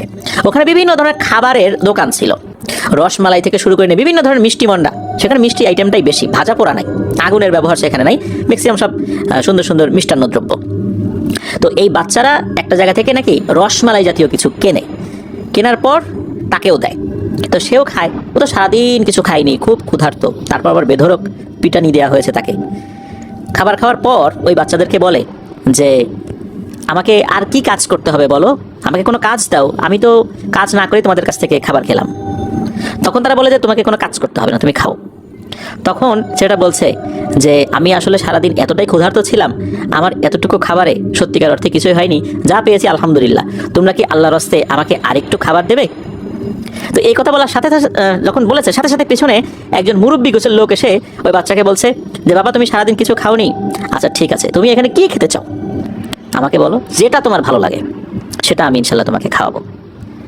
তখন ওই বাচ্চাটা বলছে যে আমি তো এদের সাথে এসেছি ওদের অনুমতি ছাড়া, আপনার কাছ থেকে কিভাবে খাই, ওরাই তো আমাকে নিয়ে এসেছে।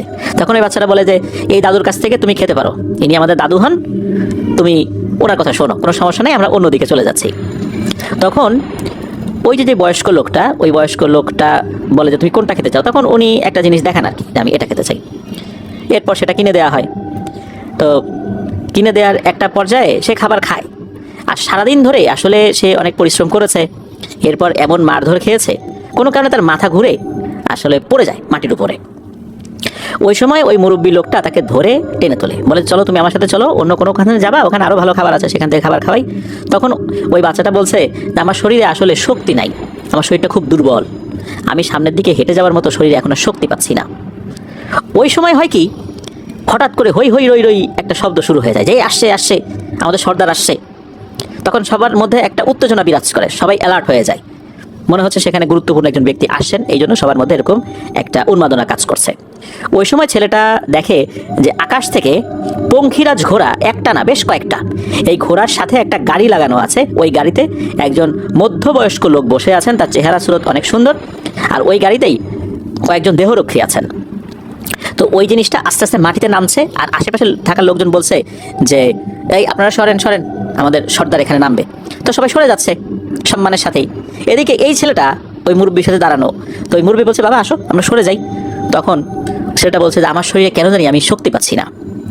ওই সময়ে উপর থেকে ওই গাড়িতে থাকা যে সর্দার, উনি বিষয়টা দেখেছেন, দেখে ওই মুরব্বীকে কিছু একটা ইশারা দিলেন, মানে হাত উঁচা করে ইশারা দিলেন থাক তুমি ওকে সরিও না, এরকম কিছু একটা। তখন মুরব্বী নিজেই ওখান থেকে সরে গেলেন, ছেলেটা তখন একা ওখানে দাঁড়িয়ে আছে।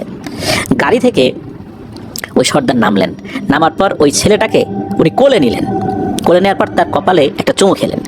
চুমু খাওয়ার পর বলছে যে বাবা, আমি বুঝতে পেরেছি তোমার অনেক সমস্যা, আর তুমি যেহেতু এখানে চলে এসেছো নিশ্চয়ই আমাদের কোনো লোকই তোমাকে নিয়ে এসেছে, আর বুঝে শুনেই নিয়ে এসেছে। আর যেহেতু যেই বয়স্ক লোককে তোমার সাথে দেখলাম উনিও আমাদের গোত্রের খুব সম্মানিত একজন ব্যক্তি, যেহেতু উনি তোমার সাথে ছিলেন, নিঃসন্দেহে তুমি ভালো মানুষ, আর কোনো একটা বিপদে তুমি পড়েছো এটা মনে হচ্ছে। বাবা বলো তো, আমি আল্লাহর ইচ্ছায় তোমার জন্য কিছু করতে পারি? তখন ছেলেটা বলে, আসলে আমি খুব ক্ষুধার্ত, আমি বিভিন্ন অসুবিধার মধ্যে থাকি, লেখাপড়াও আর করতে পারিনি বিভিন্ন সমস্যার কারণে। খুব ইচ্ছা ছিল হাফেজ হব, আলেম হব, কিন্তু সেটা আর হয়নি।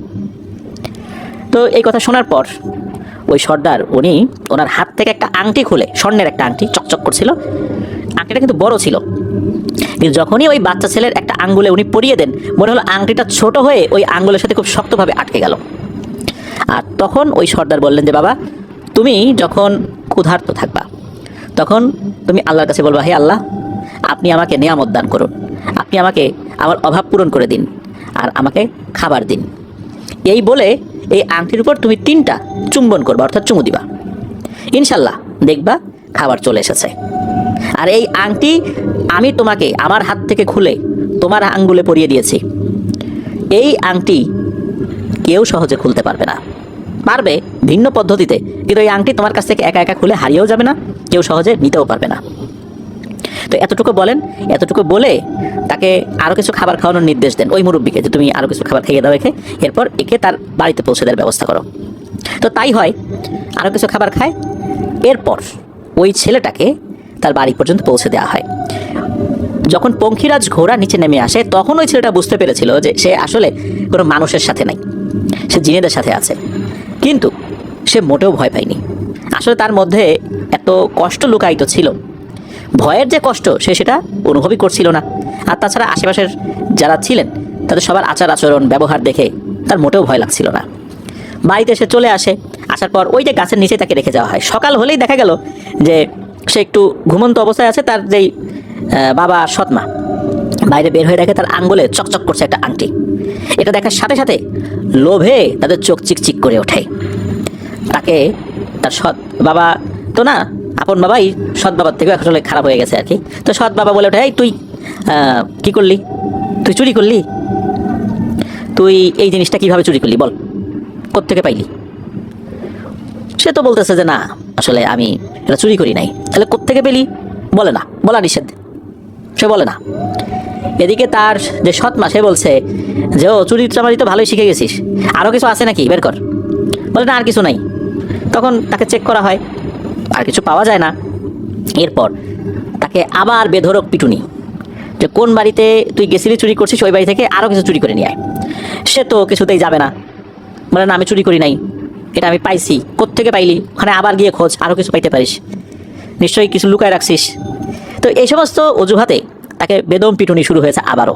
এদিকে তার যে বাবা যখন দেখলো যে পিটুনিতে কাজ হচ্ছে না, সে ওই আংটিটা খোলার চেষ্টা করলো। এদিকে আংটিও সে খুলতে পারছে না। তার ওই সৎ মা সেও চেষ্টা করছে, কোনোভাবেই আংটিও খুলতে পারছে না।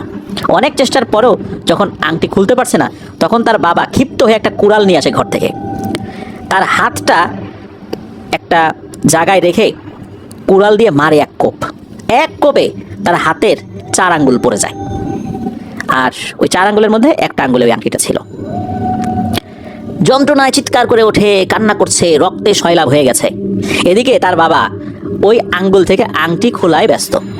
এরপরেও কোনোভাবেই ওই আঙ্গুল থেকে আংটি খুলতে পারছে না। এক পর্যায়ে চুলায় আগুন জ্বালিয়ে দাও দাও সেই আগুনের মধ্যে তার ওই আঙ্গুলটা ফেলে দেওয়া হয়। যখন চুলার আগুনে তার আঙ্গুলের হাড়ের উপরে যেই চামড়া মাংস ছিল এগুলো পুড়ে যায়, এরপর ওই আঙ্গুলটা সে আবার বের করে নিয়ে আসে। তারপরে গিয়ে ওই আংটিটা বের করতে সে সক্ষম হয়। তখন এই ছেলেটা সৎ মাকে তার বাবা বলছে যে আমি এখন যাচ্ছি বাজারে, এটা বিক্রি করে আসি, ভালোই টাকা পয়সা পাওয়া যাবে, মদের ব্যবসায় আরও কিছু টাকা লাগানো যাবে। এই বলে সে বেরিয়ে যায়। এদিকে তার হাত থেকে কিন্তু গলগল করে রক্ত পড়ছে, যন্ত্রণায় চিৎকার করছে, ছটফট করছে। তখন তার মা কি করেছে, তার হাতটা ওই চুলার আগুনের ভিতরে ঢুকিয়ে দিয়েছে, বলে এই রক্ত বন্ধ কর তাড়াতাড়ি। একে তো ভয়ঙ্কর যন্ত্রণা, এরপরে হাতটা চুলার আগুনের মধ্যে ঢুকিয়ে দিয়েছে। আহা, কি ভয়ঙ্কর নির্যাতন! নির্যাতন সইতে না পেরে একটা সময় সে অজ্ঞান হয়ে যায়। এদিকে ঘটে একটা ঘটনা। তার বাবা তার বাবা সে ওই আংটি নিয়ে যাচ্ছিল। প্রতিমধ্যে হঠাৎ করে তার যখন একটু ক্লান্তি লাগে একটা গাছের নিচে বসে পড়ে। গাছের নিচে বসে পড়ার সাথে সাথে বেশ কিছু আগন্তুককে সে দেখতে পায়, যাদেরকে ইতিপূর্বে এই এলাকায় সে কখনো দেখেনি। এরা এসে বলে যে তুমি যে কাজটি করতে যাচ্ছ কাজটা কিন্তু ঠিক হচ্ছে না, যার আংটি তাকে ফিরিয়ে দিয়ে এসো। তখন বলে ওই লোকটা আর কি, মানে ওই ছেলেটার সৎ বাবা বলছি বারবার, যদিও বলাটা ঠিক হচ্ছে না, মানে তার আচার আচরণের কারণে বলছি আর কি।